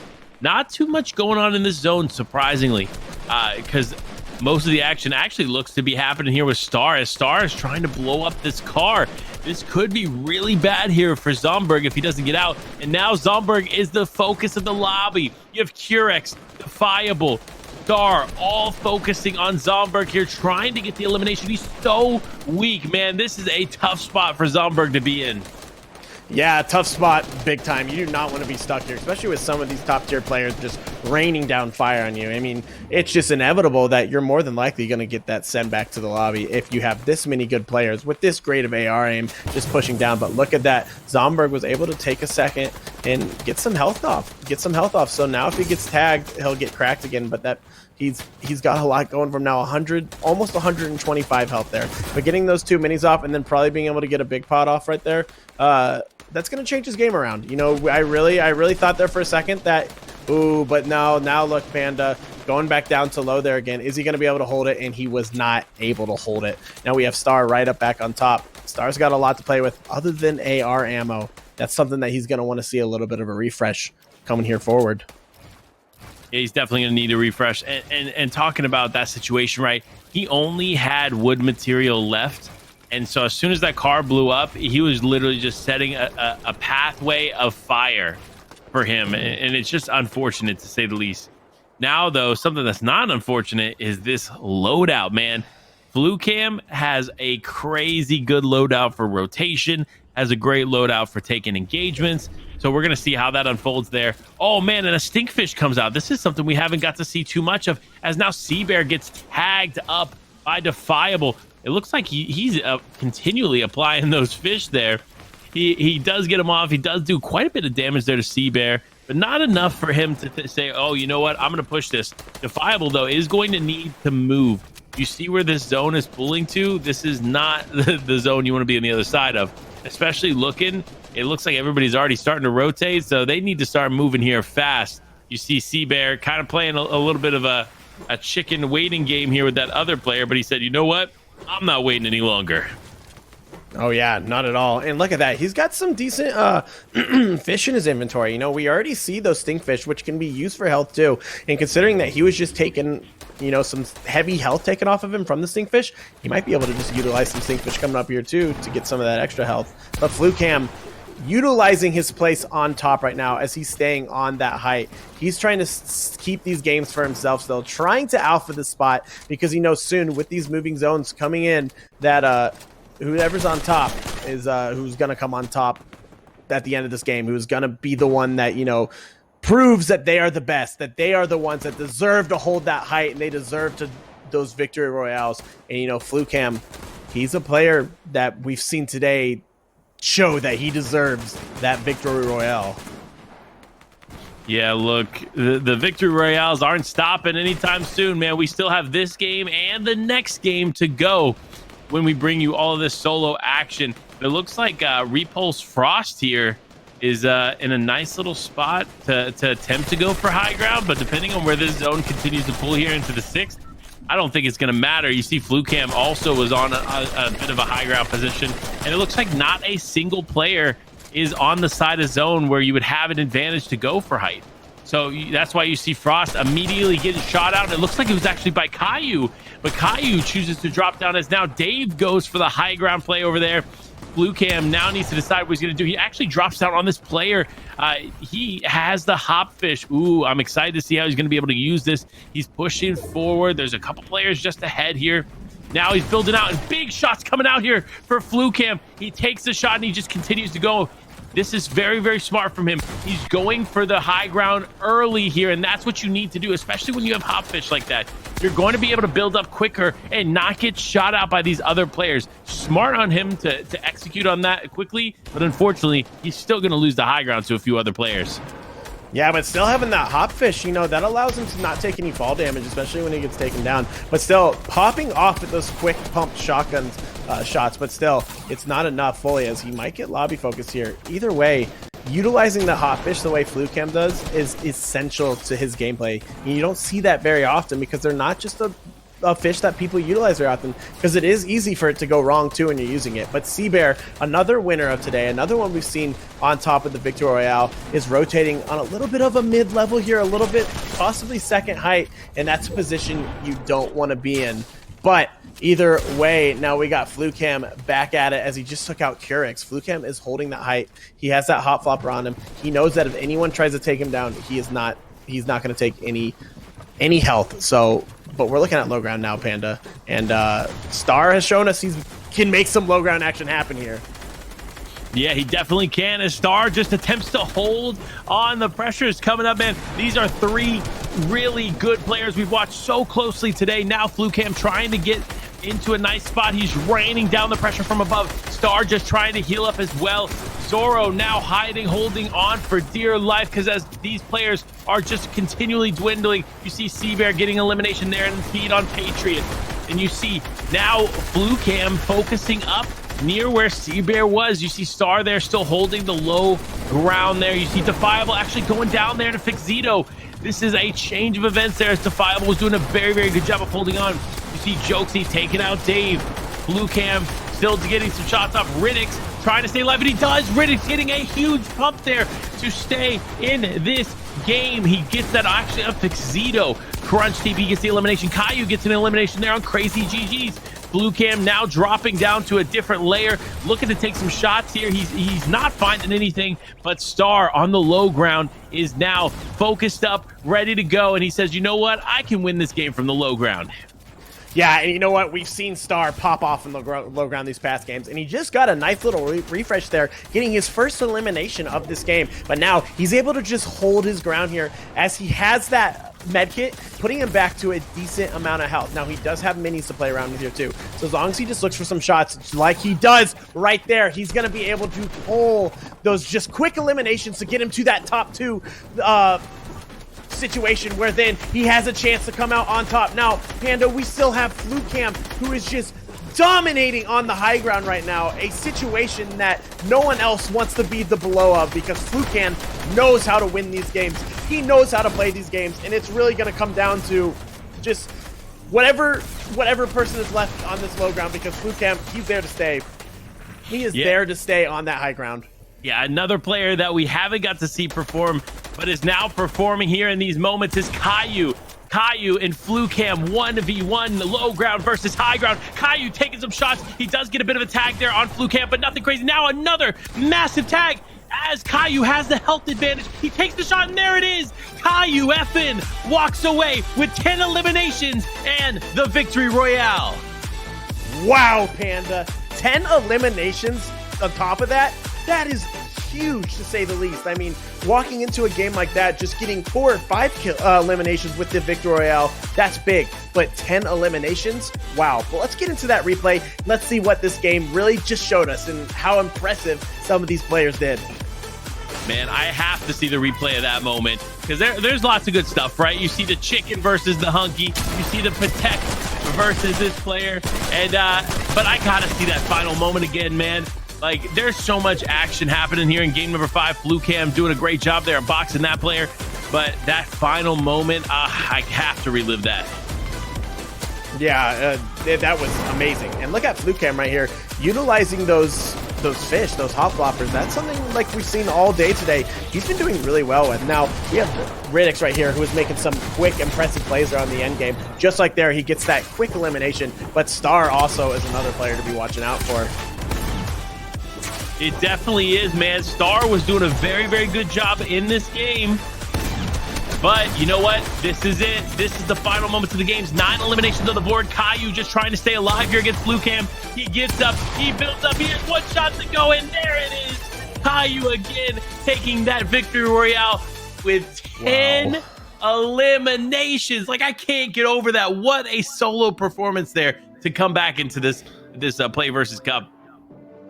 Yeah, Panda, that is a game for the books right there. I mean, that really probably put Caillou in a big position, because we haven't really seen his name doing too crazy on the leaderboard, but I'm excited to see what that game just did for him, because like we said, anything can happen and anything can change at any moment. You could be number 1 and all of a sudden you could lose that spot just like that. So I'm excited to see, where these players are at now.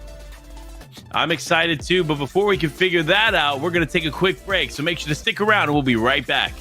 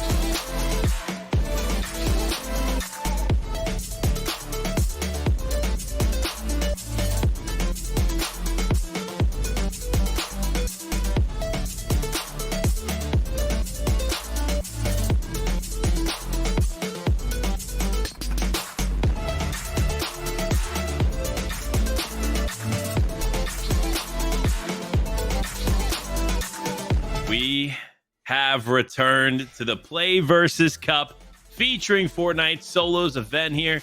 And man, it's down to the wire here, folks. One game remaining in this solo event. And remember, this is months of buildup leading to this moment. Prizes on the line here in this invitational. And honestly, I'm still not sure who's going to come out on top here, Bryson. Yeah, Panda, I don't know. We've had so many players that I didn't even see on the leaderboard all of a sudden just dominate one game, and now we're seeing in that top 10, top 5 situation. That being said, anything could happen this last game, and I know we've been repeating that over and over, but it is the truth, especially with Fortnite and especially with solos. So much can happen that could just change the entire playing field, and you will not expect it whatsoever. That's the best part about Fortnite too. It's just always the unexpected every game. Definitely the unexpected. I can agree with you there, man. And I mean, look, I see you all. I see the competitors in chat, Crunch, talking about how everybody else is competing for second.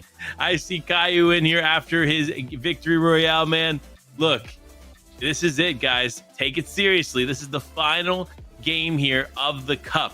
This is your final chance to stamp yourself in one of those top spots and walk away with some of that cash. And look, if you're one of these top players, I know that you know this is your moment.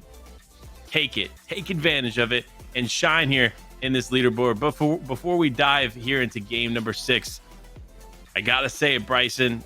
I have a feeling that Caillou is about to go for a repeat performance. Something inside me is telling me that Caillou is about to walk away with a second victory royale with multiple eliminations.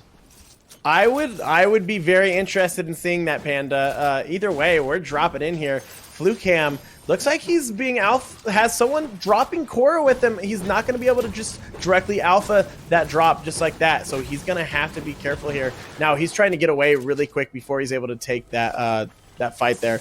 Getting that blue makeshift, that rare makeshift pump shotgun right there. He might be able to get himself a quick pump, purple pump just like that.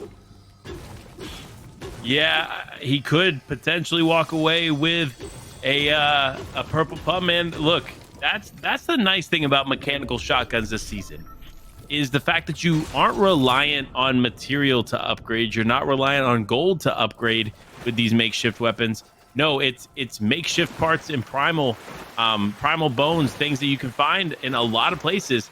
I think FluCam is actually getting ready to take this fight. I'm not sure that he knew that player was there. And man, the fight is on. The heat is on here as FluCam now builds up. Does that look like it was a bit of an advantage there? Bam! 2 shots and you are done, man. As we get the leaderboards, of course, we're talking about it. And there it is. The man, myth, and legend himself in first place with 423 points. You see Frost in second with 353, Star with 345, Nerface with 342, Defiable with 241, a Console Bot. I mean, look at these scores. 307 there for Seabear. Seabear holding on to that top 10 spot very, very hard. But the difference in points is drastic. So it's kind of crazy to see. Now we flip over to this page. You see Just Blank getting up there. Kazi, Volix, Halo, Hostile, all holding on to a top 15 spot as of now. So there's your leaderboard update going into game number 6. But look, it's still anybody's game. We didn't see Caillou up there even after he walked away with a 10 elimination victory royale. So there's still potential for him to climb up in those final moments. I mean, really, anything goes here. This is the final match of the day, and I gotta say, it's gonna be an interesting one to say the least. Yeah, and looking at Kazi right here, he's trying to use, it looks like he was only able to grab that primal shotgun, which is definitely a difficult shotgun now to play around with in these box fights, and he wasn't able to make anything happen, unfortunately ending his tournament. Now we're looking at Kurix, someone we really have not been following today, and we just saw them come out on top on a 1v1 at the start off the game, so that's a good start for them, to say the least. Either way, they've got a good positioning where they're at there. It's always good being in that spot, just out, you know, by the caddy area. Either way, though, we're watching Joe, as Joe's about to take on a little bit of a fight here. It looks like he wants this. He wants this elimination. It does look like he's going to want that elimination here as Joe comes over the hill and he's looking to get the shots on Zito. I don't think Zito realizes that Joe is here. And there it is. The shots are about to come out, and bam, what a beam here, to say the least. Now he's just going to need to continue to apply pressure. Now, smart gas can play. Man, Zito is in trouble here. He's just trying to disengage it. All the builds are off. He does get a shot off. I mean, look, if I'm Zito, right, you need to be cautious. The loadout here for Joe is actually insane. In such an early position here in the game, I'm surprised that he actually has what he has. Yeah, he's sitting pretty right now, but he was able to take a little bit of health off of him, so that kind of puts Joe in a little bit not as good a position as we thought. Either way, though, he does have the weapon advantage here. Having both those epic guns right there, that's going to put him in just a decent spot. Now, let's look over at Fix. Fix is still utilizing. Oh, and wow, Fix was able to utilize just that green pump and able to take that epic shotgun from, wow, that was not how I expected that fight to go, Panda, and I'm just sort of blown away with it. But Fix, he says, no, you do not sneak up on me like that. This is my island, nobody else's. I'm surprised that he was able to walk away from that. I mean, that is just impressive to say the least. Look at that beautiful llama there, though. I gotta say, look at that drone work there from behind the scenes. We appreciate everything you guys have going on back there. And now Shade Duster doing the ultimate strategy here in the Spire, and that is waiting. If you don't know, that's the way to go. You need to make sure that you're patient, waiting, and continue that motion. But somebody that's not waiting and is not as patient is Defiable. Defiable has done nothing but been the aggressor in these engagements today. He knows when to apply pressure. He knows when not to apply pressure.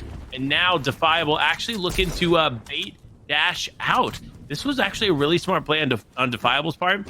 He got in the car, used it to move back, and he knew Dash would end up coming out and trying to fight him in that case, and that's what happened. Defiable now, though, going to completely disengage here and be able to rotate around into what looks like Craggy, but there is somebody in Craggy Cliff, so if he's not careful, he could easily end up getting contested here.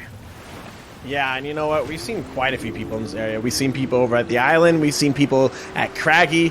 So Defiable, he's got to be careful, especially being out. You know, he's a little bit of a sitting duck out here, being that far out in the water. So if someone sees him, that's not good for his spot, because it's hard to protect yourself out here when, you know, all you have are your builds. You have nothing else to hide behind, and you're going to burn through those mats really fast, especially if you're just this far out into the ocean.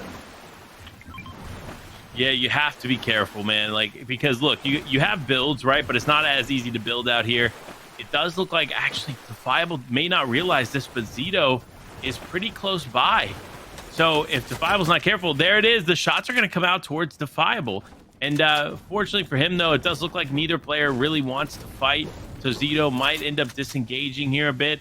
And Defiable is going to be able to actually just come over here to this section, get what he needs, talk to the guy, and might be able to move on. But look, if I know anything about Defiable, if he feels that he has an advantage and he can win a fight, he is relentless and he will get that win. Oh yeah, exactly. Defiable has delivered some impressive gameplay today. And look at that inventory. He's got that blue makeshift. So as long as he can find those parts, he's going to be able to get that purple, that epic shotgun here pretty fast. Either way, though, he's got the health. Eventually, when he gets somewhere, he might be able to just take that full pop, put him at a full 200 health. He's at an advantage right now, 100% at an advantage. Now we're back with FluCam. FluCam's the man of the hour right now. He is in first place, but Seabear is in 10th place from what we last saw. So a similar close, there's some close numbers there, but will Seabear be able to take himself up higher and be closer to FluCam? Because FluCam has a big lead right now. He definitely does have a lead, but you know, it's still, with this game being as crazy as I anticipated being, I still think it can go any way. But I'm excited regardless to see how this is going to go. Seabear holding that 10th place spot. He really needs to make sure he does some big things here in this game if he wants to maintain that, because he's in the money right now, but that can easily change. Yeah, exactly. And now we're looking over at Riddix. We've seen Riddix do some crazy box fighting action here, especially during endgame last game. You know, he was pulling out those peanut butter edits just like that and just popping, kids, getting those headshots, you know, getting those eliminations. But now it looks like he's at a little bit of a disadvantage, but I think he's going to be able to get that health up and put him back at a pretty much full 200, making him probably a little bit more confident in this box fight right here. Yeah, look, I definitely see the confidence flowing here in Riddick's, but with Dave moving away and all these other players starting to rotate, it raises the question, right? How long should Riddick stay here? In my opinion, it is not too long. The longer you stay outside of zone, the more likely more people are to be in zone, and the more likely they are to hold you out. So it's all about position here. You want to get the head start like FluCam here is doing, especially with where this zone is positioned, because it looks like we potentially have a water end game in our near future. A water end game is something we have not seen today, not seen at all. And you know, water end games, they are tough considering you are full building these end games. You don't really get to utilize any natural cover. You have to be fully built, or you have to be swimming under builds, which also puts you at a disadvantage because someone could just pop an edit out on you and then you're done just like that, Panda. You're done just like that. Now we're looking at Ugarv over here, though. Ugarv is trying to control everything the best he can, but it looks like it's not going to work fully right here. But still, he gets that quick shot off. He might be able to get still get this elimination as they're being third-partied. The elimination should be his. That's what he knows that, too. He deserves that elimination. He's been putting most of the shots off, but it looks like it's not going to happen as he's just trying to move himself forward. Maybe looking around still, but either way, he's got to disengage. Smart play on Garv's part here, just getting away from this. He doesn't have any business being in a fight outside of zone, but as of course I say that, he immediately dives back in. He sees the other players rotate away, and he's now just trying to find this solo player. But what he doesn't realize is he already walked by him. He's right behind him, and if he's not careful, he's gonna get punished. Oh, yeah, he's got to be real careful right there. And we've already seen it today, Panda, with some of the hiding techniques. Just this game when, you know, when Fix was snuck up on and earlier when Jeff was taken out. But regardless, it looks like FluCam's pushing forward with someone right in front of him. I'm guessing he knows he's right there. Oh, and he knows. And he goes for that pre-fire. Wasn't able to hit it off, but still is going to be able to pull the high ground here. Throwing those fireflies, just trying to burn him out a little bit there, which is definitely a smart play. But FluCam knows to avoid this. He still wants that end game. He needs to stay sitting pretty. He wants to get that first place. And he knows if he just keeps calm, goes for the points, he's going to get it. Yeah, I definitely think he realizes that. And with the gas can play coming out here on Volix, I think he is not going to settle. I think he knows he has a great position. I think he knows that he could potentially get some more eliminations here. But with Volix close by, I don't think he wants to stay boxed there. That's why you see him rotating away. He's going to go ahead and try to find a better position here in zone that's a little bit less congested, to say the least. And hopefully he does. But ultimately, he still finds himself coming back to Volix. Volix just on the other side of the wall here. And both players, I think, have a good understanding that, you know what, now's not the time to fight. Don't worry. We'll have plenty of time for that here in just a few more zones. Yeah, exactly. You know, these players want to wait till the end game. And it looks like a lot of them are, but we are seeing some 1v1s happen right here, you know, as Jeff is really pushing forward. And look at that control right there as he's just absolutely making everything his own. That right there is the definition of piece control, Panda. That was just exactly played perfect. He took every wall, he took every cone, and he made it his to where the other player really just couldn't do anything. Yeah, and if you saw there, Jeff rocking the new Spire skin in the shop right now. That is a pretty cool skin, to say the least. But Jeff showing that he can put in that work. Frost now trying to show the same. You see him taking some shots off in the distance. Frost being one of our top 10 contenders right now. And we haven't really got to see too much action personally from Frost, but clearly he has been still putting consistent points on the board. Yeah, consistent to say the least. You know, Frost, he's still a very decent player, and he's showing that. He's playing more passive, and he's getting these end games, and that's what we like to see. You know, that's what the competitive Fortnite really all is about. Now, look at FluCam just going for quick pre-fires there, hoping that the other player would peek and he'd be able to hit it just in time. But, unfortunately, it was to no prevail. Either way, FluCam's still in a great position. Now, it looks like he's trying to look for positioning here to be able to get a shot off, and that's exactly what he's doing. He's just shooting. He's just throwing out shots, hoping that someone's going to peek and he's going to be able to get a quick pick on somebody. Yeah, look, and if he does, man, props to him. I'd be impressed. If he can convert something here on top of the other points that he's already putting down, I mean, he's securing that victory royale, right? Or he's securing that first place spot, I should say. But you know what's secured more? That victory royale. So you need to be patient, FluCam. I know you are eager to get at these players, but stay calm, focus up. You have just a few more moments left in this game. Take advantage of every single one of them. Yeah, exactly. And like we talked about, FluCam, he's on top. We know that.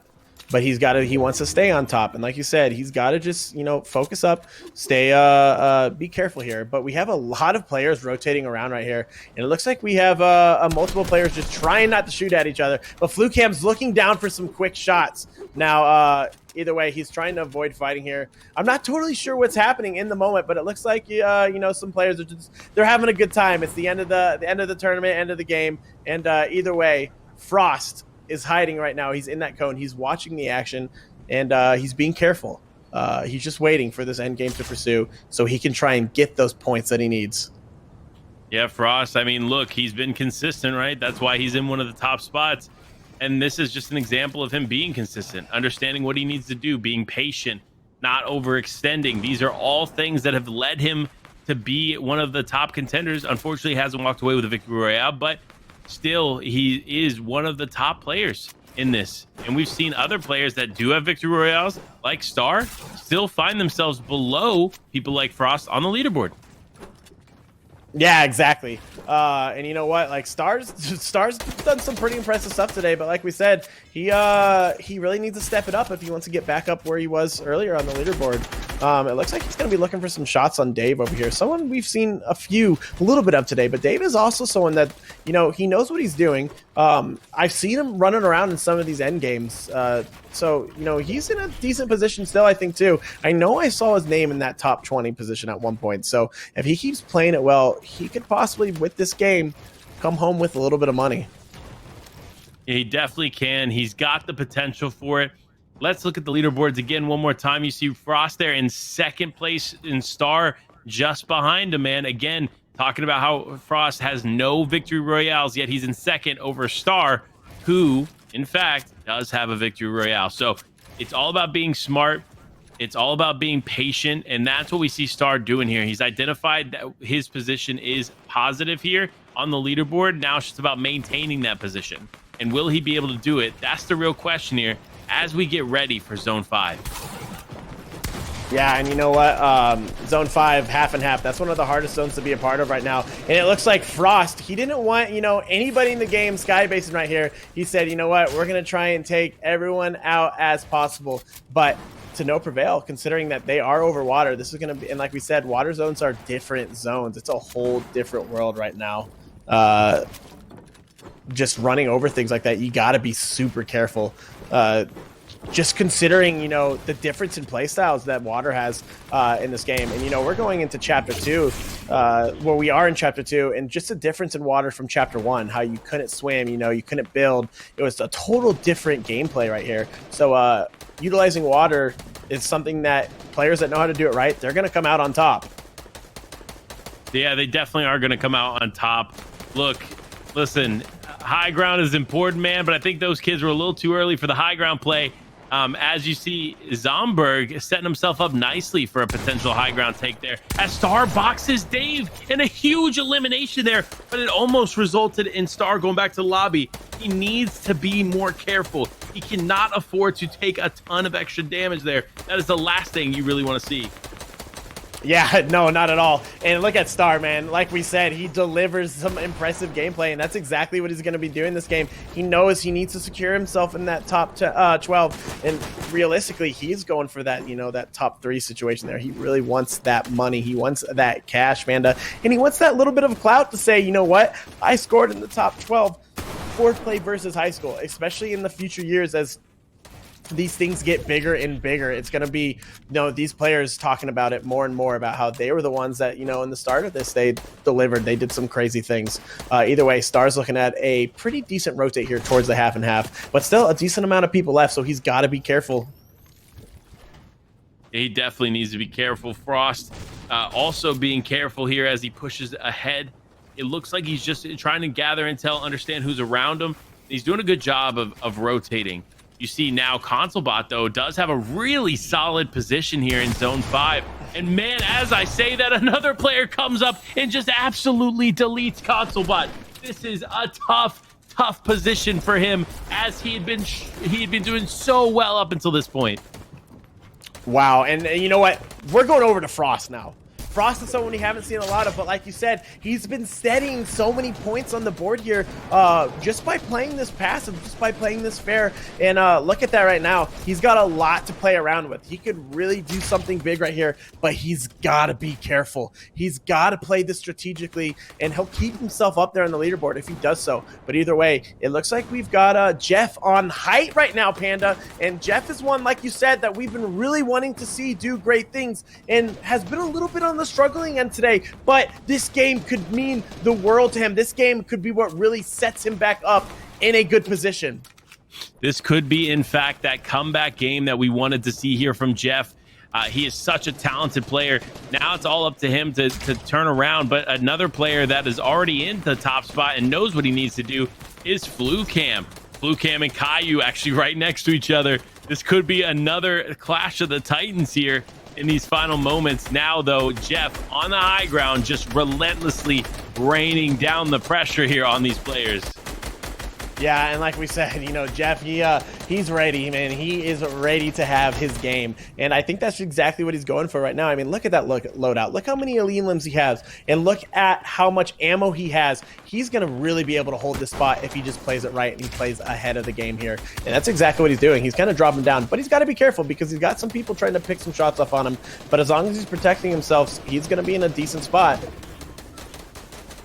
Yeah, look, he's smart enough to understand that he wasn't going to be able to maintain the high ground there. You see him completely disengaged, utilize the peppers effectively. He's now taking shots. Man, oh man, is he taking shots there on Patreon? Ooh, but he ends up getting tagged up himself. Another player taking shots there from the distance. The zone is continually pulling away. Players are just rotating endlessly as Dex now attempts to go for high ground. These players are now fighting for the opportunity here, and it looks like it's actually Crunch TP as well, going for the high ground spot as he gets dropped down, and a huge pump comes off onto Crunch, but I do not see him in the elimination feed. And as I say that, Caillou takes out Jeff.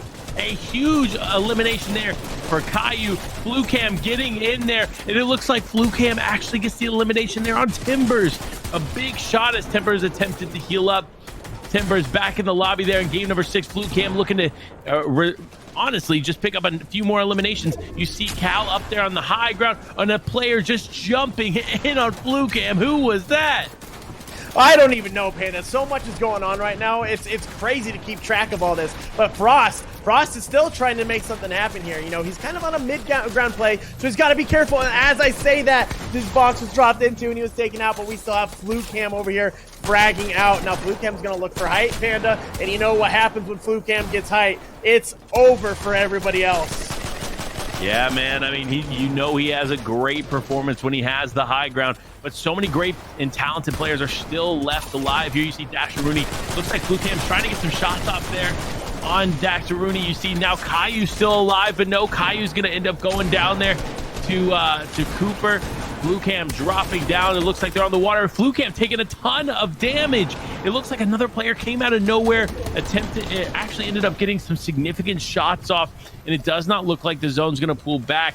Fortunately for him, though, it is over water, so if he does end up getting dropped out, he should be fine. But now Dex, Noel on the low ground versus FluCam here on the high ground. The tale of these two players now, two players now. FluCam takes the shot off into the storm. Noel just holding on. This is such a close fight as both players are so weak. You see Noel does have the flopper in the inventory. This is coming down to the wire here. Noel, no builds left as he goes up against FluCam. FluCam looking to take some shots. He may end up getting dropped down. This is going to be so close. The shots are coming out. He drops down, and no! Noel goes back to the lobby as FluCam walks away with another victory royale. Wow, Panda, another victory royale. Is that 2 or 3 today? I can't even keep track. This guy has dominated through the PlayVS Cup, relentlessly showing that he deserves to be in that first place spot. All right, Panda, let's get over and look at some of these replays because that final game, that 6th game, that was a game to remember. A lot of stuff happened. Now we have Blaster at the beginning that was trying to take that battle with attack and wasn't able to do it. And we also have Flucam, who was just easily able to take 2 mere shots there in Alpha that drop at Coral Castle. Yeah, look, the amount of great players in this lobby was insane. Watching these players do as well as they have is just impressive. If you made it this far, congratulations to you guys. You guys did extremely well. Shout out to Caillou here, as you see him just elevating the plays that he was able to accomplish, but unfortunately going down there. He did have 6 eliminations on the board, though, when he went down, so that is huge for him. You see Dex taking out Patriot, and also taking out Dash there. Now Flucam with his amazing high ground players just continuously applying that pressure, lining up that final shot, and then taking out Noel for the victory royale. Yeah, what a last game. You know what? And Flucam was here to show that he's the best. And obviously, we don't even have to see the leaderboard to know that Flucam was on top, considering he was around 70 points ahead just when the game started. And now coming out with the victory royale, wow. Absolutely. That's all I can say. But let's go to a small break here really quick, Panda, and then we're going to look at that leaderboard.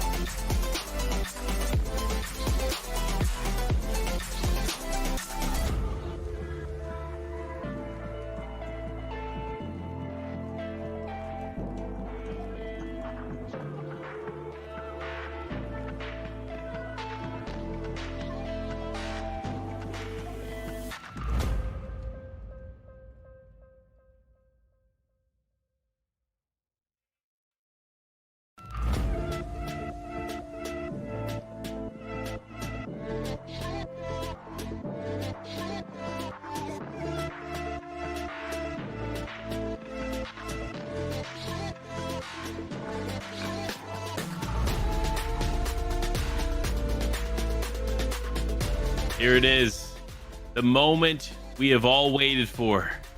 It is almost time to present you with the final results of the PlayVS Cup featuring Fortnite Solos event. These players have grinded, worked tirelessly to get to this point to compete for the big money on the line.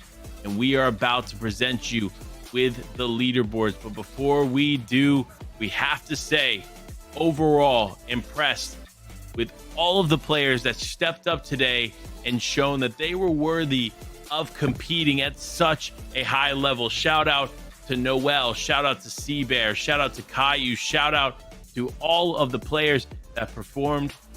It is almost time to show you who came out on top. Without further ado, here it is. Our number one person is going to be FluCam with not only a lead, but a dominant lead at that over second place. 520 points versus 415 in second. You see Frost. Third, Nerface. Fourth, Noel. Two familiar faces from the chat there. We've seen them hanging out in here, so thank you for being here with us. Defiable making his way into that 5th place spot. Star in 6th place. Seabear in 7th. You see Consolbot creeping right up into that 8th place spot. Riddix with 9th. Kazi with 10th. This is just an incredible top 10, to say the least. And look, everybody that made it into a top 10, congratulations. You all earned it. Great performances, but look at the difference in points there. 354 points for 10th place and 520 for first. I mean, that just shows you the caliber of player that FluCam is. Oh yeah, Panda. I mean, he's literally 100 points, 105 points above second place. I mean, regardless, that is just, he performed exceptionally today. Well, let's look at the next part of the leaderboard. I mean, 11th and 12th place are still money winners of the day. They're still bread winners.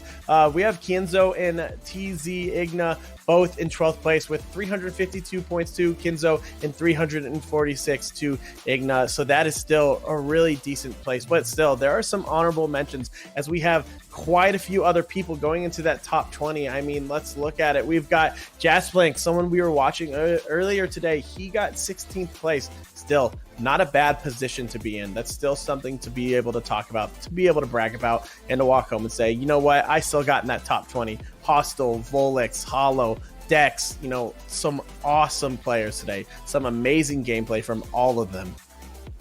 Yeah, definitely amazing gameplay all around. You see Crunch TP making his way into the 21st spot. Zoro in 22nd. We saw Fixito go through the ups and downs. Dasharuni, Timber, Zomberg, Prudas. We see Kalanan, Crazy GGs, and Cooper. These are all players that we consistently saw perform here today. And I gotta say, listen, if you didn't quite make it into one of those top 12 spots, don't worry. You worked hard to get to this point regardless. And I gotta say, I'm not disappointed in the games that we watched. I was very excited to go into each and every game, and you should be super excited the performance that you were able to put up there. But that is gonna be it for us here at the PlayVS Cup featuring Fortnite Solos event. But tune in, make sure, do not forget, tomorrow we will be doing this all over again, but the format is going to be trio. So I hope to see you all there. Take care, everyone. Have a wonderful night. Bryson, any final thoughts before we go? My only final thought is I'm ready to watch a lot of these kids come back tomorrow and dominate in the trio gameplay. So I'm excited to see what we have. And I got to say, guys, for everyone that played today, great job. You all were amazing. You all did great. And just know there is a collegiate level with PlayVS. So once you're done with high school, you still got some games to keep running. So don't sit down yet, because there's a lot more that's going to happen in your Fortnite careers. All right, take care, everyone.